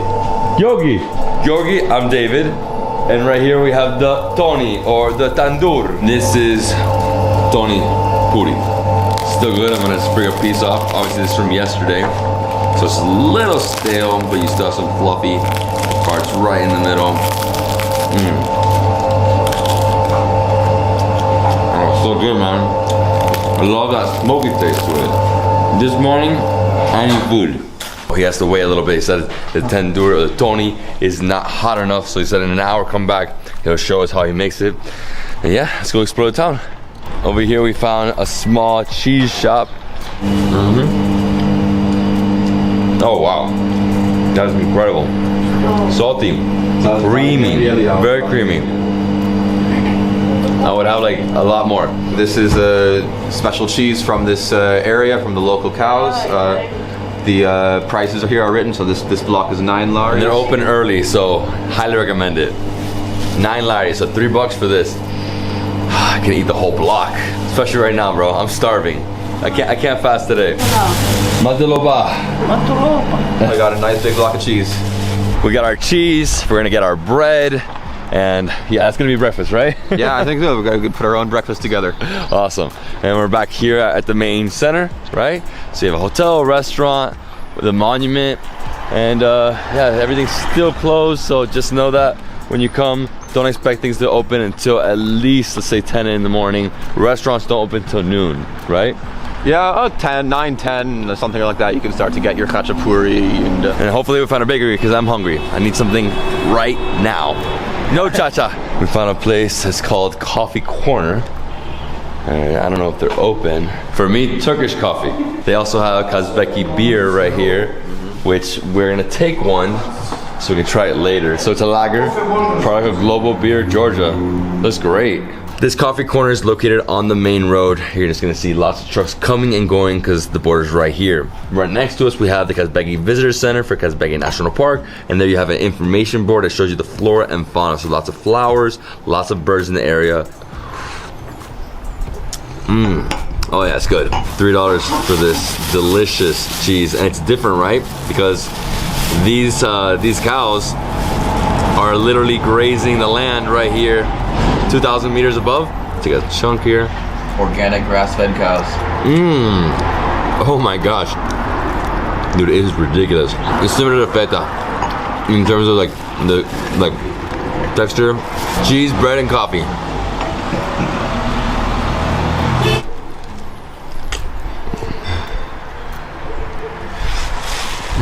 Nice one. Just walked out of the coffee corner, and right next to us we have Tbilisi Marshrutka. So basically this is a transportation service. Takes roughly 4 hours to get down to Tbilisi, and it leaves every hour basically. Let's see if the bread's ready. Hopefully he started. Unfortunately, my friend here, he's not ready. The Tony's not ready yet, so we're gonna have to go and explore more of the area. We'll see you next time. Take care. All right, so we're heading out of town. We're gonna go to a little village called Snow. It's a really beautiful area. It's nice hiking around there, and there's some interesting sculptures we're gonna take a look at. And the village is famous for their water. We have it right here, right? Snow. So it's S-N-O. We're gonna drink snow in snow. After a 5-minute drive, we made a sharp left, and we're going through this beautiful valley, super lush, green, and over there we have snow, and you can see, so the tower there, I'm guessing there's a fortress here. Yeah, there's a fortress here, there's an old watchtower, and some sculptures that some local guys created out of rocks, depicting the famous writers from Georgia. Look at this, he's still working on more right here. You see a huge rock. So he's just sculpting it, right? Wow, beautiful, huge. Looks like he has like some raw materials for some new sculptures here. And here you have some like completed ones. Yeah, I think this first one is marble. Look at this. Yeah. Man, what detail, huh? Beautiful stone, beautiful. Just incredible, massive blocks. To even like bring this here? Mm-hmm. How do they do that? I mean, big truck, obviously. Gotta have a massive truck. Wow. These weren't kings of Georgia, these were poets, right? Exactly, so these are different poets and writers from different periods of history. Over here we have one of my favorite poets, Vajab Shavala. He's originally from a mountain region near here to the southeast. Here we have Shota Rustaveli, very important poet from the 12th century who wrote the greatest epic poem of Georgia. This is my favorite site in the area, dude. This is amazing. So the artist that did this, no one paid him, right? He just did it himself. So the best thing to do is leave a donation. Donation box right here. Do I even have 5 gel? Yes, I do. Okay guys, let's continue. We made it here to the village of snow, and I'm gonna drink some snow water in snow right here. Medieval watchtower. Looks like it's been like fixed up. You can see like they have these stuff overhead for dropping on people and if they try to get in. It's always how it was, right? They either had like super hot oil, big boulders, or arrows. There's the only way to defend back in those days. This area, of course, being the frontier between Georgia and Russian Empire. And the north, like this area was always filled with invaders. So important to have your defense. Snow water in snow next to the medieval tower. Oh, ice cold. Really nice. Product of Georgia. Let's continue. Let's keep going. And this is what I call a Georgian traffic jam. Cows everywhere. They literally don't want to move, but they're eating bread from the trash. We've been driving for about half an hour. We're about to get to the Jvari Pass, the highest point on this road. And right over here, as you can see, this is the funicular gondola, right? Beautiful cable car. And where does it go to? So this cable car comes from this side up to the ski resort on the other side. The ski resort's Gudauri. This cable car costs 30 laris and it takes an hour to get up. If you have time, definitely do it because they say the views from up there are stunning. All right, and here we go. Getting to the pass, and I think I need another sweater, bro. It's too cold. It's super chilly, man. It's super chilly. What is this? This is a tunnel which is built through the mountain, which is how the road manages to stay open in the winter months. We just went through the tunnel to show you guys, but obviously during the summer months, you don't have to use that. During the winter months, that's the only way to get around here because there's so much snow, and usually there's big lines because only one way, right? It's one way, and then they have to, police has to direct traffic. Like one way for a few hours at a time. A few hours. Yeah. So you can literally be waiting in line for hours. Yeah, exactly. Crazy. I don't think I've ever seen a mineral water spring before. Look at this, beautiful. So we have the spring right here. You can go right below this little market and try the water, which we're gonna do right now. But I'm also gonna buy a hat. Yeah, so this is some mineral water springs on the side of the road. Water has like a high mineral content, high iron content, so you have this pink color.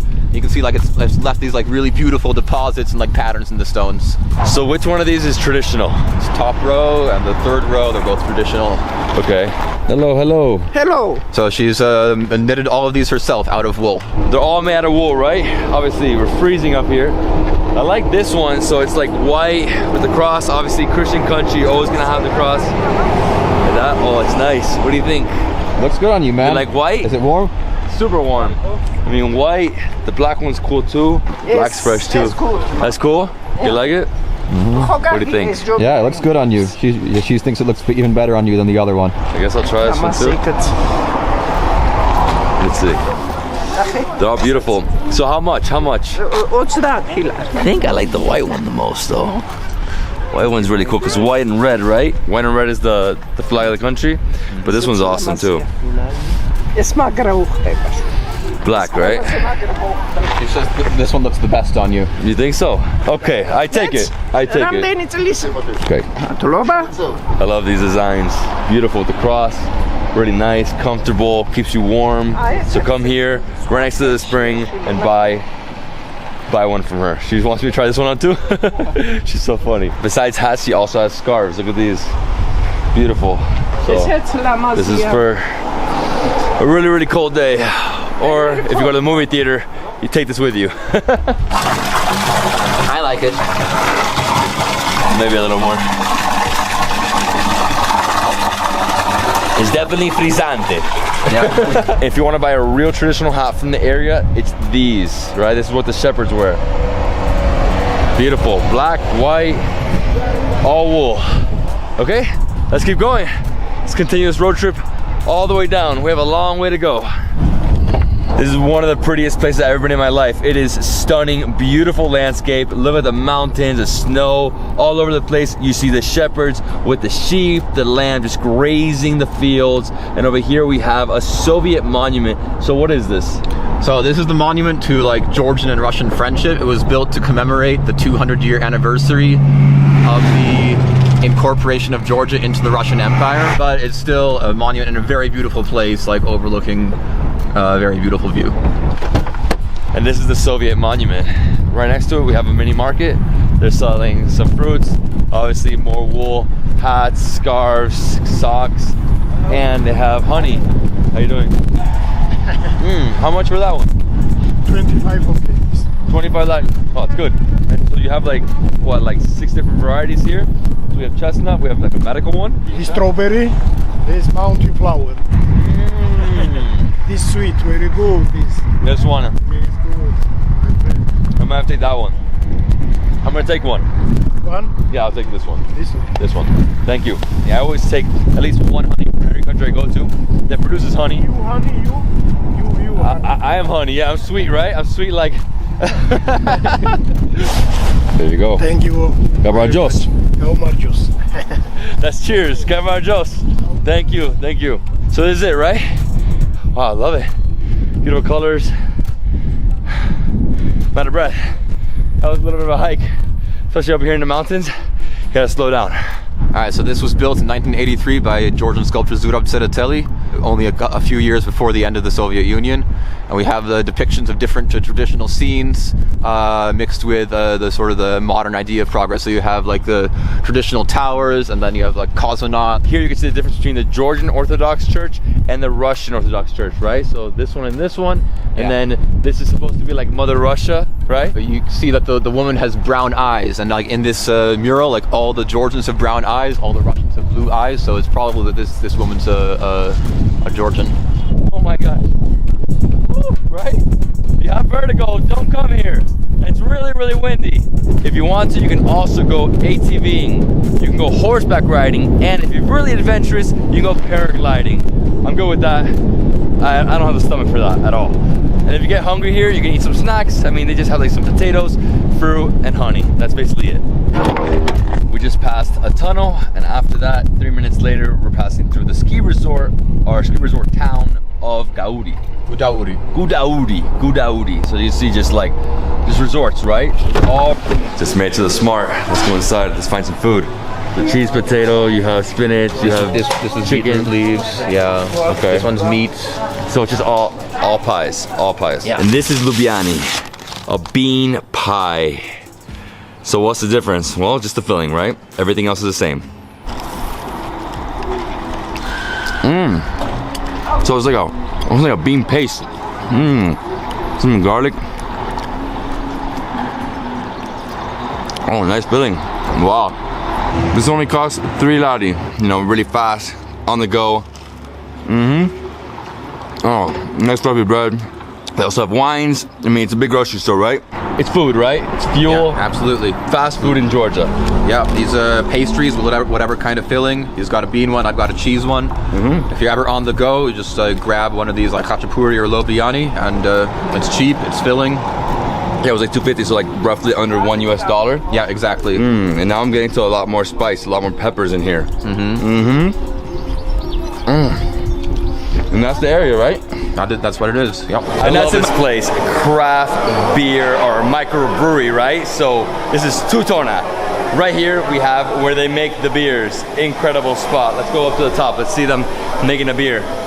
Look at this. So we have the mash tank, right? So we have malt, hops, yeast, and water. That's how you make beer. They have traditional food here. They have 8 core beers. They also have seasonal beers, and they have burgers. Look at this. Look how many tanks they got. They got I'm guessing over 14 because the number 14 right there. Over here we have the bar. Incredible spot. And look, they're making it. It says time remaining. So 1 hour left for that one to be ready. All right, let's go try some beers. And we're gonna try some beers directly from the tanks. And we're also gonna try all the 8 beers, like samples, right? Plus some food.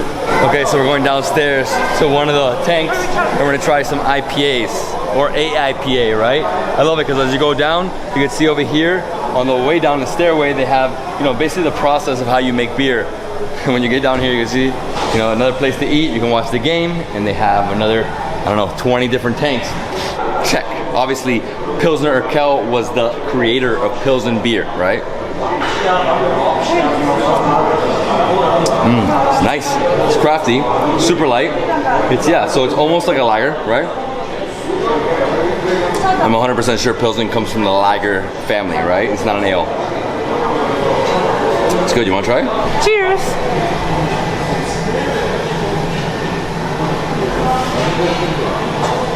Oh, I like it. You can taste the chocolate. Chocolate espresso. That's good. You should call it David's Been Here.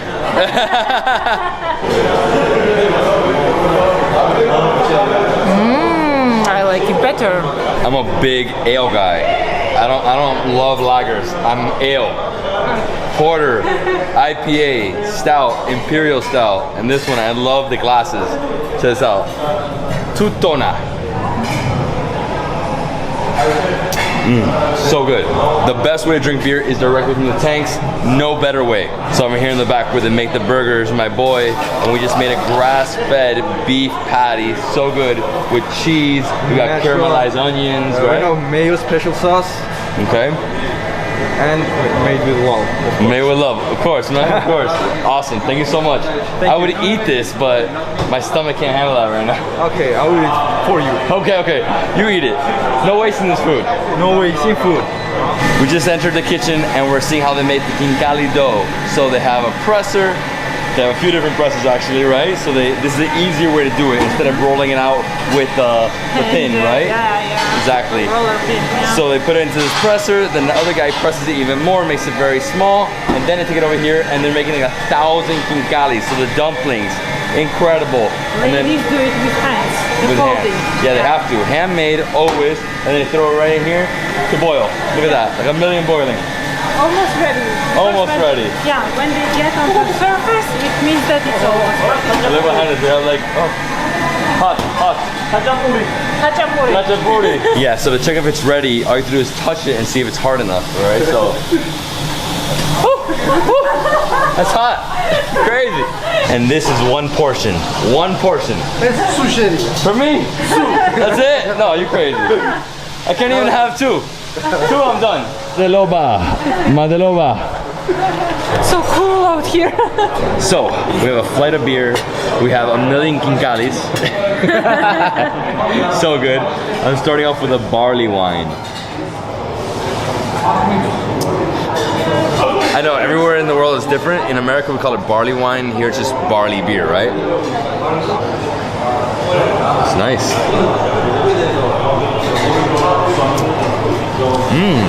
Nice. It's like a little fruity, this one. What's in here?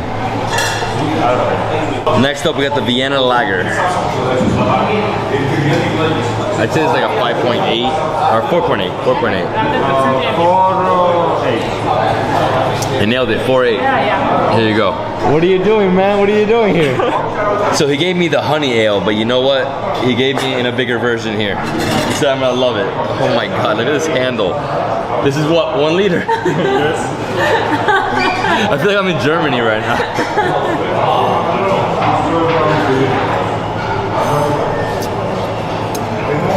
Oh, it's the best beer. Oh my gosh. Like, I can taste the bees right here, you know? Nice honey. It's not so strong though. No? What a handle. Grab one of these. We've been eating so many of these. The way you do it is you open a hole. The soup is so different in this one.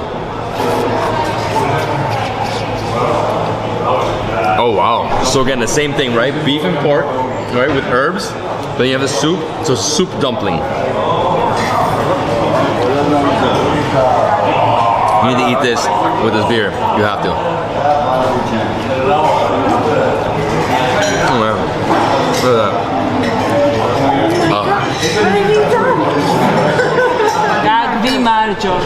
Gavi manjos. Gavi manjos. Cheers to no COVID. No COVID, yeah, this is exactly. Woo! Go in here. Oh, they're so hot.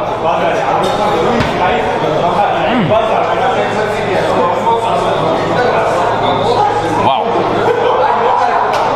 So it's like a glazy chili, right? Glazy chili. It's hot. It's a little hot. And right next to it we have another chili sauce. It's gonna put on top. Oh. Not so bad, man. The manager, my boy here, thinks I'm crazy. I'm good. Oh. They're so hot. They're not spicy, they're hot. Oh, they're so good. I can go all out with this, man. Chicken wings, my favorite. The spice and how hot they are. Oh, the combinations. Gotta wait a little bit, right? Give it a chance to breathe. Flush it down with some honey ale. Or you know what? Let's try a stout.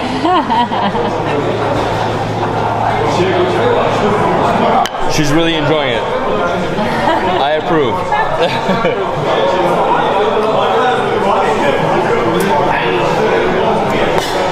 Wow. All right, we did it. We did it. We did so many things, huh?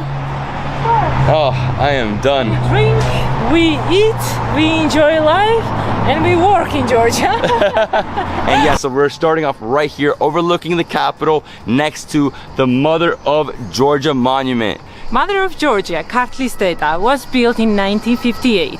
It was wooden at first, but later they decided to make it totally aluminium. In 1997, they decided to substitute one of Mother of Georgia statue with the another one. It was a funny morning for everybody in Tbilisi because they thought they had too much drink the other night. So they were panicking and checking with other if they also saw two Mother of Georgia. Mother of Georgia is the symbol of Georgian character. In one hand she holds bowl with wine. This is how we welcome our friends. And in other hand she holds a sword, which represents how we fight for our independence and for our land. We're gonna go up? Yeah, sure. Let's go, let's go. About 10 minutes walk to the entrance of the fortress, but we can already see it. Yeah, so you just walk along this path. Over here we have the gondola funicular that starts at 10 in the morning. So if you want to come up here using that, it starts at 10. We're getting here, 8:45, really early. You have epic views the whole way. Incredible. And this is the wall, right? Right now we can see the back side of the fortress, and behind me you can see botanical garden of Tbilisi. It's especially attractive in the springtime when everything is blooming around. From this area, coming from the gondola entrance, you have the citadel. So this is like the highest point of the fortress right here. And you have the stairway down. So you have to go down to enter and you make your way back up. So lots of hiking here, right? Mm-hmm. So get ready for that. Be in shape. Of course, and fit. Yeah, and be ready to drink. We're about to have a glass of champagne or something right now.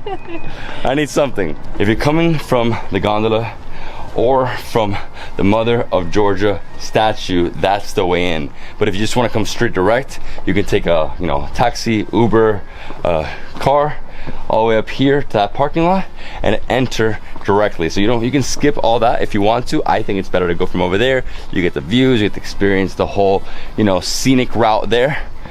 And we are now inside the fortress. We have a church right here. Wow, big hike today. It's really hot. July 4th. Independence Day in America. So now we are inside Narikala Fortress in Georgia. We have services on Saturday and Sunday in the morning. It usually starts at 9 o'clock and continues for about 1 hour and a half, 2 hours. And today is Sunday. That's why church is in service. All these cars, everybody's inside. So we're not gonna enter, but we're gonna climb these walls. Look how steep this stairway is. Crazy. Oh my gosh, that's steep. A little scary. but it's good. It's worth it for the views. 100%. Just be careful. There's no railway here. There's nowhere to hold on to. From this side of the wall, you get epic views of the city, the church. This was built in the 16th, 17th century, but the fortress itself dates back to like the 4th century. Really old, ancient, you know, over 1,600 years old. Look at this, look at these views. Beautiful. I love the structure. Just be very careful here. Again, there's no railway. You gotta be really, really careful. I mean, look at this. What a drop, what a drop. All right, I'm just gonna stick over here. We can get down this way, right? Okay, let's go. Whew. Scary. Be careful, don't fall. I won't. I'm Georgian. I mean, look how tight this is. Nothing. Like, you literally can just like, yep, hold on to this. A lot easier. You can actually just come up this way if you want, just hike up and then make your way up this little stairway. The other side is very steep. And now we're gonna hike through this desert terrain, super hot, July, and go up to the citadel. As you can see, just ruins, right? You have the wall. Here you just have a lot of grass, and you can climb to the top there, right? Where the cross is? It's very challenging though. It's challenging? Let's try it. Let's see. That is a citadel, right? Right. Okay. Yeah, I think it's worth it. I mean, we're here. Have a try. Whew. Sweltering. Whew. You said challenging. I wasn't expecting this. Okay. So it's basically like rubble. Oh my gosh. It's gonna be difficult here.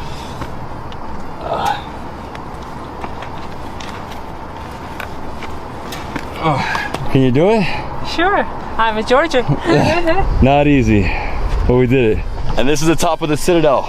So what do we have here? Just more epic views. The highest point of the entire fortress is this. You know, obviously don't cross this railing. Stay inside. You know, it's a little dangerous. Gotta be really careful. It's, you know, rubble, right? Right. Rocks and stones falling. So get up here, get epic views. Over here, Mother of Georgia. Over here we have the river, the church, and that's it. Now I'm building up an appetite. I'm hungry. Woo! Ready. We're ready. Wow. For next experience. This is epic though. From here, you have the best views in the entire city. This is way better than the views over there. Over there, obviously, from the river, you have beautiful views of the old town and the fortress, but from here, you have incredible views over the entire city of Tbilisi. We did it, we did it. Killed it. Oh. Wow, get ready. July, hiking in Georgia. Too hot. Yeah, it's a little challenging getting down. You gotta be really, really careful. Just rubble, right? Stones and rocks. Oh man, that's intense. Obviously, most people are not gonna do this. It's just dangerous. Okay, so hold on to this railing. Okay, not so bad. That's it for the fortress. Now we're gonna make our way down and go head out for some street food. All right, here we go. Alex, too much, bro. Look at this. Here we have cheese. Wow. Oh wow, look at this cheese right here. It's crumbly. Salty. Wow. Just more like goat cheese. Almost like feta. Similar. Put this with bread. This is the best way to do it, right? So you just add the cheese in the middle. Nice salty cheese. Yeah. So good. Let's see how they make bread. On the way to Signati, we have many women making bread. This is a toni, right? So tandoor, a baking oven. This is what they do, right? So they make the toni puri. Toni puri? Shotis puri. Shotis puri. Fire. And I'm hot. Alex, it's good? We're in the wine region. You have to eat a lot of bread. Let's go. Let's go to Khinkali. Tim. Yo. How long's the drive? 45 minutes or so. This whole area is just made up of women making bread. So they're in a small little house, right? They have their toni, which is the tandoor, the baking oven, and they just make bread all day long. Wow, it was so good with the cheese. Yeah, man, nothing like fresh bread and fresh cheese. So Pasanauri is located around almost an hour outside Tbilisi on the way to Signati. right? So we're gonna be at the hotel in about 30-45 minutes, roughly. Depends if we make another stop. I know there's a monastery in the area as well, so we might stop there. I'm excited. After a 45-minute drive, we are here at Lost Ridge Inn, and I'm here with my boy. What's up, man? How you doing? Good, how are you? Very good. What's your name? My name is Achi. Achi. Okay, now I'll show you our place. We have a horse ranch here, we have small cafe, and we have brewery, and we have like Lost Ridge Hotel. And we have little baby dogs here, puppies here. Oh, cute. Okay, so this is my room for the night. Wow. Oh, I think I'm going to sleep right now. No, this is too much, bro. Awesome. And this is the bathroom. The bathroom is clean, minimalistic. I mean, I just love it here. Beautiful shower, nice toilet.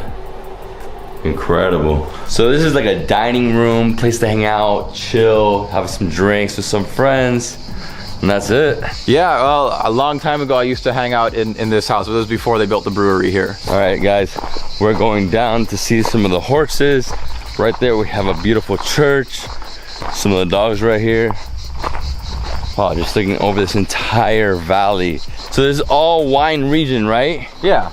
So the town's on the other side of this ridge. The road out, we'll see, like, we'll have this like overlook over the town. We can see it above from there. So again, we're staying here tonight. We're gonna get a tour of the brewery. We're gonna eat some food and just gonna chill here. Wow. Ranch Cafe, that's right next to me, right? And right here we have the building that has a hotel, the brewery, and the kitchen right over there. Lost Ridge Inn Brewery Kitchen. When you're coming to Lost Ridge, get here early. We got here super late at night, 8:30 p.m. The brewer already left. He's coming back now though. He's gonna give us a tour of the brewery. We're gonna try some beers. So before that, we're gonna go back up to where my room is. We're gonna eat some food and try some wine. Can't wait. Hey guys, wine, food. Hello, hello. Hi. How are you? Everything good? Okay. Okay. How's everything good? Yes.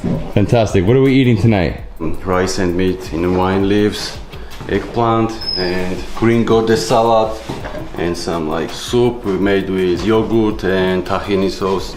So it's yogurt, this is like cucumber, mazzoni soup. Yeah. Mazzoni soup. Yeah. You have some pine nuts in there as well. I have to try because I love kimchi so much. Spicy. Wow. And we got honey and cheese. We have some wine. Oh wow. Something like this. Tim, I gotta try this. Whoa. A little bit of this. There's some yogurt on it. I need this soup. And the cat here. Hey, leave me alone.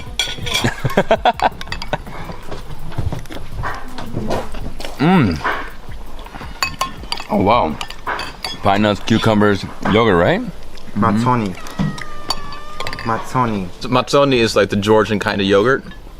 Got a special kind of bacteria native to this region, and has this kind of peculiar sour, almost like bubbly kind of flavor. I just want to make a toast to all this beautiful food that we have right here, all this delicious produce, like all this, you know, fresh tomatoes, fresh yogurt, fresh greens, like everything, like beautiful and delicious. It's all a product of this beautiful place on the earth. So let's drink for the earth and for what the earth gave to us. And Galmarjos.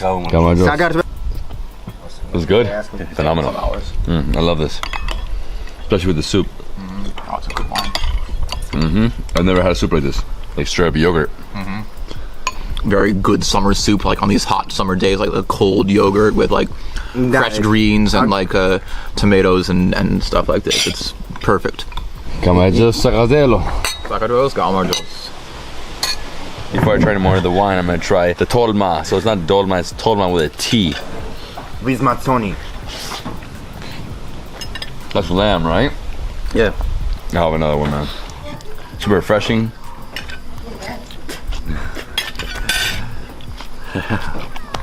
It's good. Okay. So much yogurt here. Everything yogurt. Galmarjos. I'm getting some energy back, actually. It's like a rosé. Almost like a rosé. So Nice. actually it's not rosé. It's like pink or rosé. So we got ricotta cheese. What else? Ethiopian spices? It's like super flaky, so it's not really like mac and cheese, but yeah, it's like almost like phyllo dough. Yeah, it's like dough with like cheese and spices. Upper Adjara. Yeah, Batumi, like the area above above Batumi. Eggplant fanatic. Eggplant every day.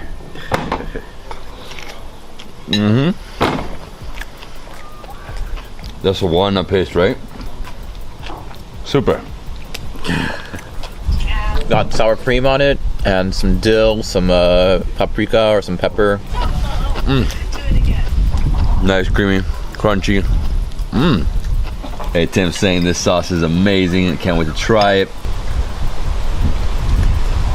Oh my god. Oh yeah, I love dill. She said dill is a big thing here, right? Black bear. Can I charge my phone? Yeah, sure.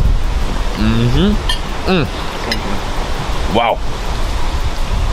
Some of the best French fries I've ever had, man. I mean, the combination of textures, dill. All right, dinner was amazing. Some good wine. Now we're going back to the brewery to try some delicious beers. They got saisons, they got IPAs. I can't wait. Tim, I can't even see you, man. Whoa, what's up? This is like real wilderness, huh? Amazing. You're like one with nature. Good food, good wine, good beer, good company, good friends. Oh man, I love this. Yo. You lived here, right? You said you lived here for an entire year. Yeah, I lived for a year over in Khinkali, in the town on the other side. I used to come out here, like some friends of mine lived out here. I used to come here all the time. So the name of this beer is called Svia. Svia is the Georgian word for hops. The name of the brand is Sia. It's Svia. All right, so Tim and I, we're gonna try some IPAs. This is what America's known for, IPAs. Absolutely. Indian Pale Ales. Absolutely. It's good, crisp, directly from the tanks. And what's the percentage? Like six? Yeah. Oh, so good. Nice and hoppy, not too much. Nice, right? It's a good one. Yeah. It's good. And I think that's the only one we're trying from the tank. Oh! Scared me, dude. Yeah, good. What happened? No, Alpine, guys. Belgian saison with rhododendron. Oh. Yeah, we have no glasses, but we'll try this one first. So this is called the Svia, what is this? Black? Rhododendron. Rhododendron. Rhododendron. Yeah. What is that? Rhododendron's like this bush which grows in the mountains here. Red or like white or pink flowers. Okay, this one came with a lot of gas, but it's good. Cheers. Oh, that's different, huh? Oh. Wow. Super nice. Yeah, man. Flowers. That's what I taste here. Yeah. Lots of flowers. Wow. All right, my friend. We're trying another one. Blackthorn. Blackthorn. Oh, wow. So different, the smell. Oh, it's good. Nice and chilled. Almost like black currant, right? Black, yeah. Yeah, it's just a similar flavor profile to that. Yeah. And it's saison, right? Yeah. These both were saisons, so like farmhouse ales. You know, very. So that's like a Belgian style beer, right? Not too much alcohol, right? So alcohol level is 6%, yeah. And I think it's oxidized, but it's, yeah, I like this. You can try. I'm gonna try this. So it's a hazy IPA. Looks very, very cloudy. Wow, this is way better than another one. I like this one a lot, yeah.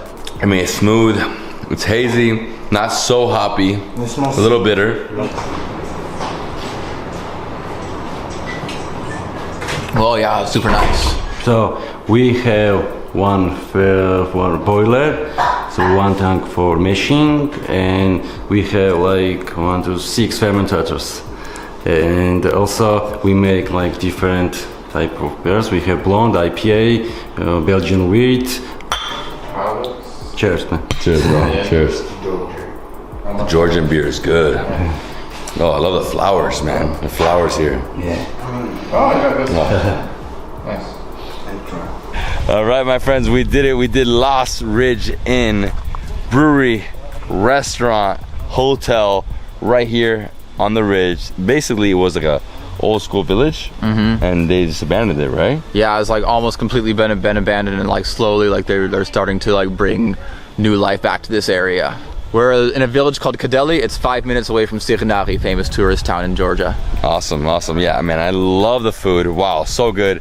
They had delicious wines, incredible beers, and a good time, right? You just come here. Amazing time. Relax. Absolutely. Chill. Peace and quiet in the middle of the nature. Like really feel like you're connecting back into things. Yeah, for sure. And there's no light pollution here. I mean, just like us and nature. Yeah, it's like dark, it's quiet, it's a perfect night. Tim, are you ready? Let's go. And this is how this valley is, right? So all the wineries are local homes. It's not like these huge monster wineries. I'm sure there's some in the area, but this is more the cooler experience, right? You come in, you drink some wine, you know, talk some shop with the owners, and whoa, look at that. So is that all Chacha right there? Oh, hello. Hey, thank you so much. Thank you so much. Timote. Timote. Yeah. Pleasure. And you? David. Nice to meet you. Nice to meet you too. Come on in. Awesome. So what are we doing? Wine. Wine? Yes. Oh, this is actually not Chacha, literally. It's a distilled wine. That's distilled wine? Distilled wine, yeah. Distilled wine is more like a brandy. Then it's like a brandy spirit. Okay, but it's done only once. It's like single malt. All right. And then I add some herbs here. Herbs, some fruits, you know. This is something I have never tasted. I just invented this mixture of. You just experimenting. Ombalo, yeah. Even in wine, everywhere. It is ombalo and kundari. Yeah, so like in English, pennyroyal and summer savory. Oh wow. Yeah. Smells great. Nice herbs. But for sure it's strong. Super strong. 52.7. 52.7? The mole. It's good. Strange, huh? It's good. Yeah. So this is where you distill the wine? Yeah. You pour your wine here. You fire it up. Okay, you keep temperature between 1800 somewhere, you know, and it steams, right? So the steam comes here, and we have a running fresh, like cold water here. It's like a fridge, right? Which liquefies again, so you get the liquid from here, the spirit, actually. So I've never seen it like this, only in Georgia, where you have like basically an oven, right? So it's a little different. Usually it's like just these two, right? I want to try one because I think it's gonna be the best I've had, right? Okay, sure. After wine. After wine. Because if we go like vice versa, then we don't know what happens. Be careful. Yeah, I haven't slept in days, man. I mean, I've been on the run, and I love this. So you have some more vines here. Over here, I guess you have like a little open kitchen, right? So people sit here, wine tasting. And can anybody come? We take advance orders. Yeah, because we are not a restaurant, something. It's a winery, you know. If we know someone is coming, then of course we get ready, and you know. This is my kind of invention, you know. It's a oven table. I remove this top. I normally have this top from like a chimney there, okay, but it's removable. You fire it up and you keep your food warm, right? And you are warm yourself, and you have these little plugs here. So if you think the warmth is not enough, you just remove it, and this warm air comes on you, you know. So we've been sitting here on -4, 5 without any problem. So it gets really cold in the winter. Right now in summer, it is boiling. -3, 4, 5, 7. Let's go to the main place now. That is the cellar, right? That is the cellar. Always. You see, so the 3 main spaces, let's say, underneath this square, let's say, okay, there's a storage place, okay. This is the first technological place here. That's where the grape juice comes first, and it ferments here, and we change the vessel a few times here, you know. It stays here for about 7, 8 months, okay. And when the first April approaches, which means now the warm season is coming, right? We bring all the wines down there. It's a 6-meter deep room, you know, and stays here, sits here for exactly additional 12 additional months, okay? After that, we move it to the next space, I'll show you, where it continues to sit for about 3-4 months before bottling. We stopped it yesterday because you were coming. We will keep bottling the 2019 vintage.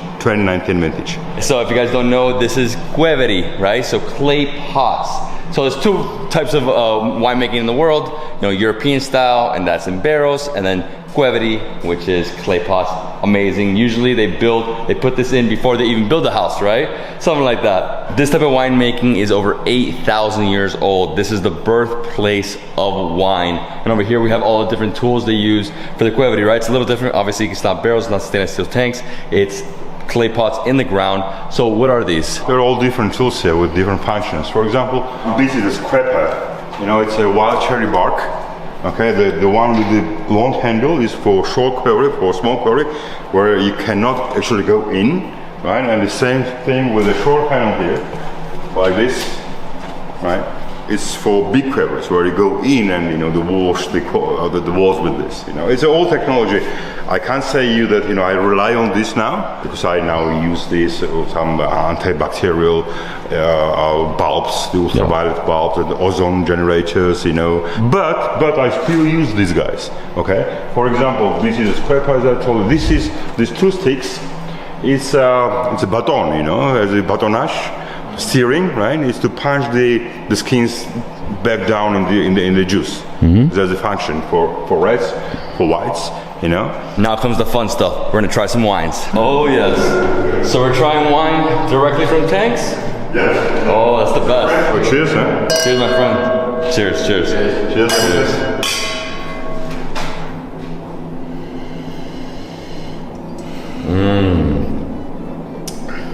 Nice. Dry, super light. Yeah, it's a little bit of swish on nose, right? Yeah. But when you drink it, it's really dry. Yeah, very dry. I mean, it's obviously it's still young, 9 months, so still a little juicy, right?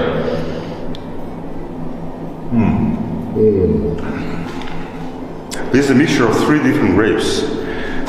90% of it is white grapes, but then we have 2 different reds to spice it up, you know, and to have a rosé wine.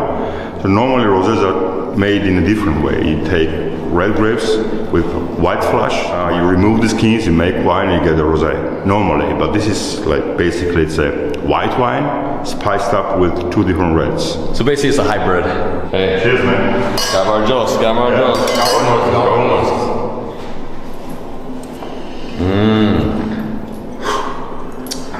Oh, that's unique.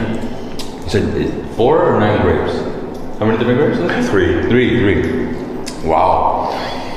Yeah, so it's like a stifter rosé. I mean, I haven't had something like this before. It's light. Again, very young. That's why it's still like very juicy. Of course, it's very young. But it doesn't feel like it's fermenting. It doesn't feel like that farmhouse. No, it's finished. It's finished. It just needs some aging. Oh, that's it. Wow, I love it. Wow.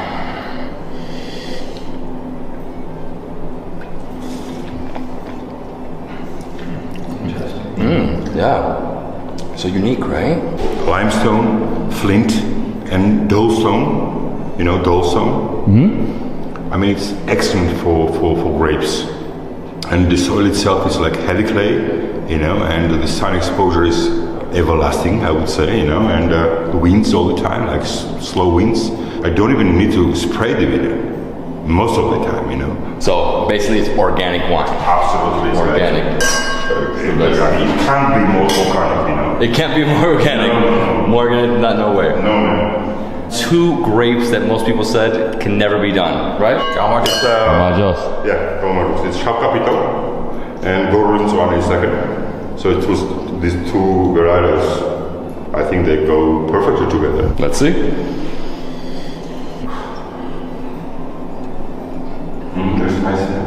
Oh, super nice. Yeah, it's not too strong. No. It's perfect. Wow, this is actually a perfect wine for the summer. You know, in the hot sun. We should go outside, take the whole barrel. Next year, man. Next year. These are babies here. We're now going to the real ones. Well, if there are any legs on the glass, it means that they're quite high alcohol, you know. But then you look at the pace of them going down. You know, the slower they are, the higher, the stronger the body of the wine. So you can judge about wine without drinking it. It's like natural, the whole thing, but also in Georgian, like naturally means what was left after jackals. Camargos. And by the way, it's called coyote? Jackals, yeah, because the jackals ate his harvest. That's why he only has this smaller liter, right? Yeah. That's crazy. Tiny amount. Yeah. Well, let's try it. These bastards, let's go.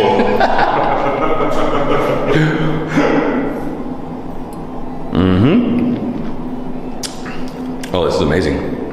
This is almost like it tastes almost like an Italian wine I've had.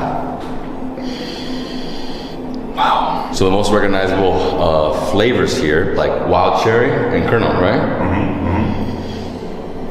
And maybe a little bit of black plants also. Mm-hmm. Oh, it's good. Yeah. Super fresh. Enough of the babies. Let's go try some big boys. Enough of the babies, let's go to real ones. Big boys. Yeah, big boys. Now this is amazing. Look at all these bottles. So he said he had like 48 different styles. Here we have Nakiso, so it's Chinuri and Muscat. Wow. It's quite spicy and very different wine. It's also something new.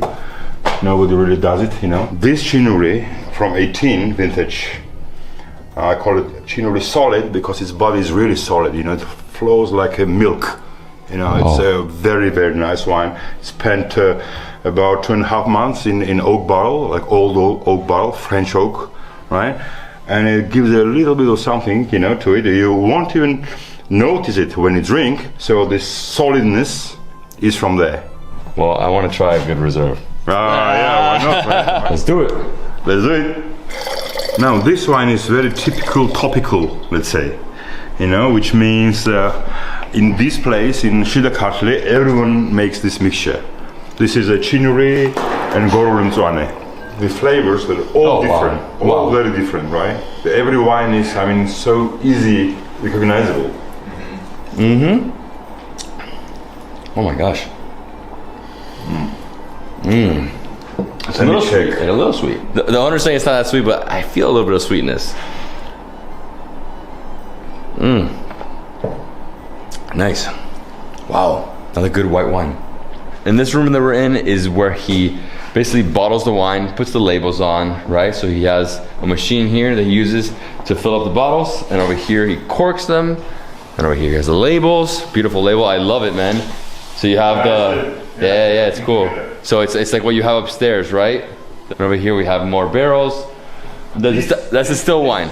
The barrels, they evaporate lots of wine, so you have to edit all the time, you know. So all these bottles here is for the barrels. But the good thing about that is that the barrels are absorbing the wine right into the oak, and then it makes it better for the next generation of wine, right? In a way. And then eventually I buy a barrel, and then I put beer in it, and it's even better. Agave, right? Agave.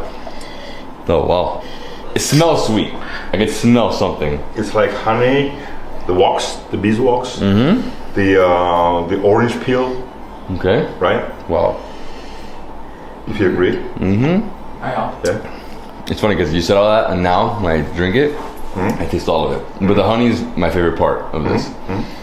Well, of course, it's not sweet. I mean, it's very dry. Yeah, it's very dry. Like super dry wine. Yeah, and what I mean by sweet is like you just get a nose. On the nose. Because it has such a semi-phenol. It tricks you. Yeah, it tricks you. Yeah. Cheers, my friend. Cheers. Cheers. Cheers. You know how this thing is called? Wine thief. Thief. So remember we tried the mixture of 2 grapes down there, the red ones, like Tapkapito, Shalkapito and Tapberry, right? So this is the same mixture, but vintage 19, that was 20, and it spent about 3 months already in the oak barrel, and it will spend another week or so, and then bottling. It's Dionysus. Dio. In Italian, Dio means God, so Dio caro. Dio. Cominciamo. Brindiamo. This is a kind of God, right? Yeah. God of wine. God of wine, exactly. Obviously. Of course, man. Actually, I have a version without oak barrel, which is Dia. The Dia is like Zeus. Yeah, of course. Yeah. Okay. This is the best one. Yeah, I love it. This is a real reserve. That's what it feels like, right? I've actually never seen this before. Yeah. Like the leaves here, look, you can see them because you shouldn't shake it like that. So we just leave it here, let it sit, and then you can drink it. Yeah. So what are Not these? shaking, man. No, not shaking, but what is this? They're both. They're 17 vintage. This is a Chinuri and Gorolenzwane. The one we tried there was 19. I said it's like very typical topical, right? So that's the one, but 17. And this is from Pakurtsiche, Uroebi, my famous. I need food, like right now. Yeah, me too. Let's go. Let's go. I told you. See? It's coming. Hello. We got Khachapuri. We have a salad with eggplant stuffed. Oh my God, stuffed the walnut, paste, incredible potatoes. We have bread, and we're also getting a Khachapuri, the best one on the planet. That's what he's saying. Oh man, but this is my favorite dish. And this is with beef, and you actually added some chili in there? Whoa. Yeah, it's tremale, these sour plums. I mean, this is the best dish for a hangover. It is the ultimate dish. Yeah. Before I jump on that, I'm gonna eat one of these eggplants because this is like, I mean, I know the eggs in Armenia are amazing, but here, adding that walnut paste, wow, different thing. It's also Yeah, and you also added pomegranate on top, right? A little spicy, a lot spicy. a lot spicy, yeah. Andrew's been saying I'm gonna eat the best food ever here. I wish I was staying here. Do you have a room for me? Yeah. For sure, right? Find the corner. Oh my god. Nice. Some seeds, some bones. We're super earthy, a little bit of fat. So Andrew was saying the butchers he buys from, they tell him exactly what these cows ate their whole life, which is basically grass-fed, organic. Oh, and the best is right here, the rib and the fat. Let's pull out that bone marrow. Wow, so earthy, no? My favorite dish here in Georgia is this one, Khachapuri. My friend, I'm so happy. Me too, man. Cheers. Try this wine. It's now quite aged, you know, it's almost 4-year-old. We've only been together for 1 hour. He's already like my older brother here. Me, I feel the same, man. Thank you, thank you. And thank you for the hospitality. The food is amazing. The wine, this is gonna be the best. You will see the next wine. Oh man, this is too good. Some chin chin. No, dude, thank God, thank God. Grazie Dio. This is my favorite of them all, man. You will see the next one. Oh, the next one. So it's 2017? Both 2017? Yeah. And the salad, wow, capers, beans, tomatoes. And jonjoli, which is the main thing there. It's a pickled flowers, you know. I love jonjoli. I eat like forever. Even the concept of jonjoli is nice, right? Jonjoli is it's a little bush with and we pickle. It's flowers. This is what a delicious summer salad, guys. Khachapuri. Cheers! I ate way too much salad, but I'm ready for this khachapuri. Wow. Still so hot. The dough's soft, cheese is oozing out. The ultimate khachapuri. This one. Wow. Like it? I love it, man. The cheese is so fresh. Must be. I wasn't gonna eat this much, but I'm gonna go ahead. Yeah, I have to. Oh, I love it. You just fold it, right? It's a little bit of old cheese as well with this because I feel it. So it makes it fresh and aged cheese. You feel it, right? What I feel is love. Love is there all the time. That's so good. Let's drink for love, right? Without love, nothing else would exist. Absolutely. Kamanjos. Kamanjos. Sakatoros Gaumaros. Americas Gaumaros. Ungresas Gaumaros. This wine is my most celebrated wine. Talk about Andro like as a winemaker, you talk about this wine mostly. Right, now we taste and tell me. I mean, if you come with these two, which of it is better? Anyway, this tastes more like Tokay. Okay. This tastes more like that. Yeah, a little sweeter. It's excellent. Good wine. And what does a bottle cost? These bottles for 18 euros. The previous one for 14. These are all good wines. These are like great wines. No, wait. I will give you a bottle, but don't give you it to Nika. No, I keep it. How many bottles is that? It's like 15. You don't have to. Oh gosh. This one. You know, in the beginning, it has the tones of the beeswax and apricot. What? Okay, but in about maybe half an hour, this apricot disappears a little bit, and the beeswax starts to develop. You know, and you can keep even the empty glass. You know, for an hour or 2 or 3, just go back and smell. It becomes like striking. You know, like very, very strong. Thank you, bro. Thank you. You don't have to, man. Beeswax. That's amazing. Yeah, man. Take it. Thank you so much. Okay. 17 Chinurian Zwane, so you will drink together. Perfect. Thanks so much. Okay. Thank you. My man. What a gangster. This is the best guy ever. He's so funny. Thank you again, man. Thank you. Wine artisans right there. Wine artisans, yes. We have too many bottles. We've got so many bottles, man. Oh, too many, yeah. Never too many bottles, never. Yeah. You're too much, bro. Take care. Alright, peace, man. Let's go. Let's go. Alright, David, we got about 20-minute drive to the next place. Let's check it out. So next up, we're going to a guest house in Ateni, which is the main town in the Ateni Valley wine region. And what's the name of the guest house? We're going to Nika Vacheshvili's guest house. So I have no idea what to expect. We're gonna meet the owners, we're gonna eat, I'm sure we're gonna have some drinks, but luckily for us, we're staying there. It's 6:30, this is only a 10-minute drive, 10-15 minute drive. There's like a little church above the town, which is really beautiful. We might stop if we do have light, and then we're going to the guest house, eat, and just relax, you know? This is the day. I wanna take it easy because the past few days I've been on a run, and yeah, I just gotta enjoy myself, right? I'm working way too hard. Okay, more vines, more village, more beauty. This is Georgia, gotta love it. In this village, all you see is vines, like a billion vines. They even have like constructions that go over the road full of vines. This town is just like non-stop vines. Vines, houses, a few wineries here and there, but now we're super deep into the valley. Over here to the left, Monastery, more rooftops, right? And then the mountain range, incredible. And obviously we're in summer, but because we're in the valley, sun sets a little earlier because we have mountains. Whoa, this is like a pass here. It's the Ateni Monastery from the 8th century. So this is the Ateni Monastery, or the Ateni Sioni Church.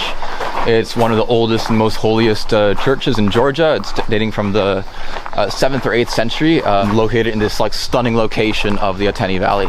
And this is what a typical church looks like, or a typical monastery looks like here in Georgia. Really beautiful. Orthodox, a little different from the Orthodox in Russia, where usually it's like 3 domes. This is 1 dome. Look at this, I mean, incredible valley, beautiful mountains. I mean, this is completely different from anywhere else we've been to in Georgia so far. Very diverse. We were really hot, now we're cold again. Yeah, amazing. Well, absolutely beautiful. Unfortunately for us, the inside is locked. Obviously, it's already like 7 at night. But as you can see, beautiful monastery. Huge bricks, look at this, incredible. You have a few different types of bricks here. Like this one has a design. I think it's like a lamb, somebody milking lamb, slaughtering a pig or something. I have no idea what that is. But over here, we have more views of the valley, and that's the main town right there. This is Ateni village right here. That's basically it for the monastery. Let's get to the guest house. All right. Well, we were walking out, and then the guy who has the key came and he's like, you want to see it? Yes, I want to see it inside of the church, for sure. This is amazing. My favorite church so far in Georgia. So we have frescoes everywhere, right? Beautiful old structures. And you walk in, it's dark. Turn on the lights, and you can see all the frescoes. Wow, so it's at 2 different periods, right? Yeah, so some frescoes are from the 7th century when this church was originally built, and some were added in the 11th century. Wow. So we have like Jesus, the Archangel, Mary, I mean, a few different things from the Bible over there. Again, Jesus. So we have like the front of the church with the different icons. We have Saint Nino, one of the main saints of Georgia, who preached Christianity here. Well, now you know. When you come to this area, you have to visit this monastery. My favorite, dude. This is like you're walking back in time here. Absolutely. Ateni Sioni. And now we're off to Nika Vacheshvili's. So it's a wine cellar as well. The guest house and wine cellar. That means food and wine. Dude, what is this? We gotta do a river crossing. What? A river crossing. Straight through the river right now. All right? Yeah. 4x4?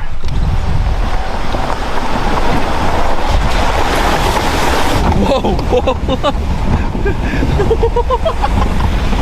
We did it. Hello, hello. How are you? Your friend kept us drinking. Everything okay? Yeah, no, nice to meet Pleasure, nice to meet you too. Nice to meet you. Okay. So like I said before, it's a wine cellar, but also a guest house. They have 13 rooms, and we're gonna go into room number... Which one I want? Please. Let's go number 2. And this is one of the rooms. So here we have 2 twin beds, we have towels, we have a small desk, and then the bathroom. Wow, nice, nice. So like here it's like colorful, modern, very nice, clean, right? And then over here it's more like rustic, alpine, like mountain. I mean, this is amazing. I can't wait to sleep here. To be honest, I can't wait to eat here. This is gonna be great. Up here in the valley. And then over here we have, you know, place to relax, just chill. And then upstairs we have a few more rooms. Let's go see those. And the top level is 7 through 13. And here we go. So this room is very similar to the one on the bottom, but a bit larger, right? So right when you enter, you have the bathroom over here. Same, right? Same layout, just flipped. And then over here to the end, you have a queen size bed. Here again, the towels, and we have the view. And I love this. So you open for the balcony, and you have a screen. So you want to leave this open all night, no bugs will come in, no birds will come in, no animal, just breeze, right? Okay, I think it's time for some food and some wine. So what are we doing? Let's continue with Jaja. Jaja? Yeah. When I thought the wine was over. Okay, let's go. Accommodations, and then you walk to the right, and over here they have non-stop bottles of wine. They have an area to eat over here, a beautiful terrace with a garden, the views. This is wine cellar and... So wine cellar, yeah. Over here we have a place to eat, right? Beautiful terrace. And then, just more, oh my God, Chacha everywhere.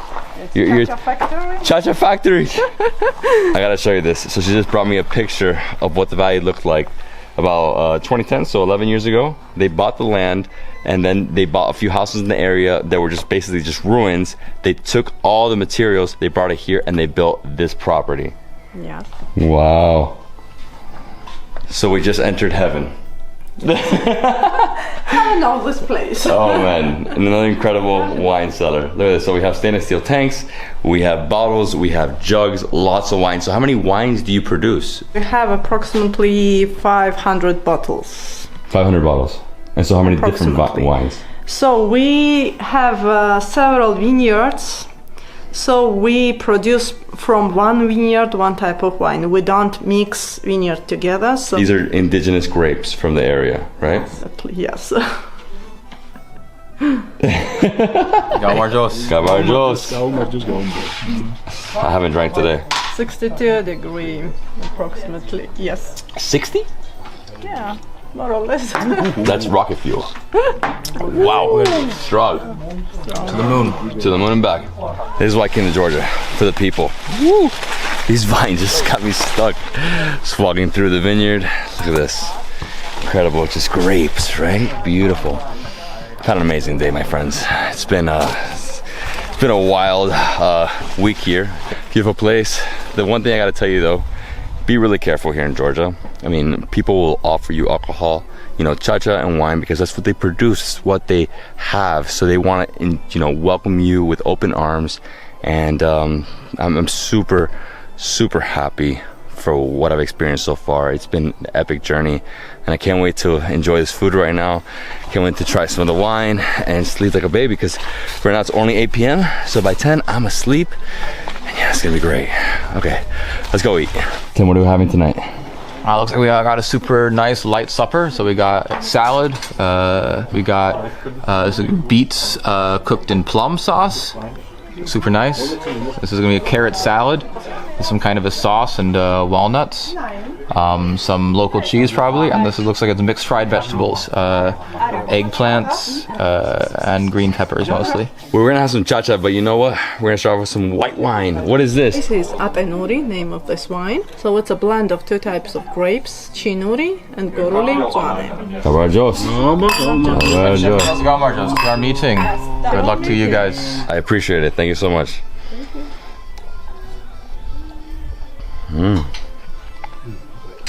Oh, it's nice. Light. It like hugs your lips, you know, like. Wow. It's delicious. This is from Italy.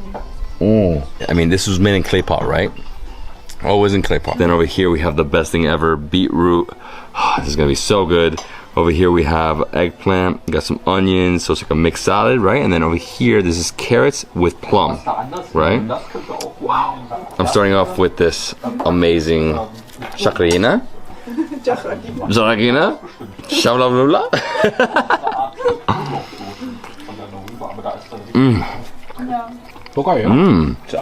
Oh, a few different herbs in here. Wow. I love the beetroot leaves. Cheese, soft dough. I don't even know what to tell you. Like, it's just too good. I love how you make it into like a sandwich, you know? I can eat like 10 of these. This is gonna be the best. I know it. But is the best. We haven't had this one. Yeah, this is super nice. Like they cook it like with the tremalis, with the wild plums, and it gets like this amazing sour flavor. I didn't know it was a plum. Wow. Yeah, it's a little sour. Still a little crunchy as well. Whole beetroot. And this said I'm gonna love. So carrots and plum.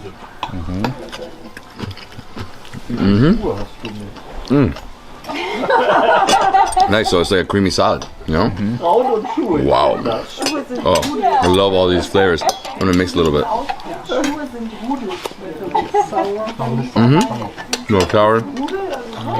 More? So he wanted to finish the wine so he can bring more. Something you have to know about Georgia. You will drink until you drop.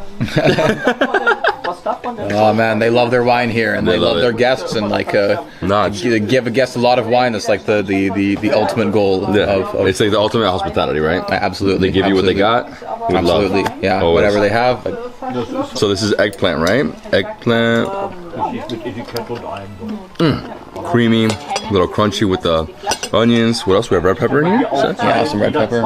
Let's go see what Nika's doing. Yeah, let's go. Try it. This is really the ultimate hospitality. Drinking wine directly from their barrels, steel tanks. This is why Tim ended up here 10 years ago. Absolutely. He fell in love with this country. Absolutely. With food like this, you gotta fall in love. Our ingredients to you, me. Tomatos, man. Thank you. You and me to this place. Wow, the contrast is so unique. What are you playing? Playing backgammon. I was doing good, but I messed up. I messed up one thing, and now I'm in trouble. Don't know how to play this game, but in Armenia and in Georgia, they love it. And you can buy like the beautiful carved ones, right? This is carved too. I'm sure it's carved. They're gorgeous. I just have no idea how to play the game. I have time for wine. Let's go. I love that. Every time somebody orders a glass of wine, he comes and he gets a jug directly from the stainless steel tanks. This is insane. Red wine. Before breakfast. And that's it, guys. We did it. We came to this incredible valley. What's the name of the valley? I forgot. Ateni Valley. Ateni Valley. Okay. And then we went to Wine Artisans. We had an amazing time with our boy Andrew. Yeah, exactly. We're slowly walking over to our room. We tried his wines, like, I don't even know, I think it was like 12 wines or something. Incredible amount of wines. Absolutely. We had food, and then after that, we came over here, 20-minute drive. To Nika Bache's guest house, yeah. Yeah. We came here. Before that, we stopped at that beautiful monastery, the most incredible monastery I've seen in Georgia, like straight up out of a movie, like 7th century, beautiful frescoes. And then we came here and we had an incredible experience, right? Like everybody's super nice. Yeah, we drank a lot of wine, drank a lot of cha-cha, and here we are. What? This is Georgia, right? That's how it is. That's how it is here. Like when you come here, like they're gonna give you lots of wine, lots of cha-cha. If you love this video, please give me a thumbs up and comment below. Subscribe to this channel for more awesome travel content. And if you like alcohol, let's go.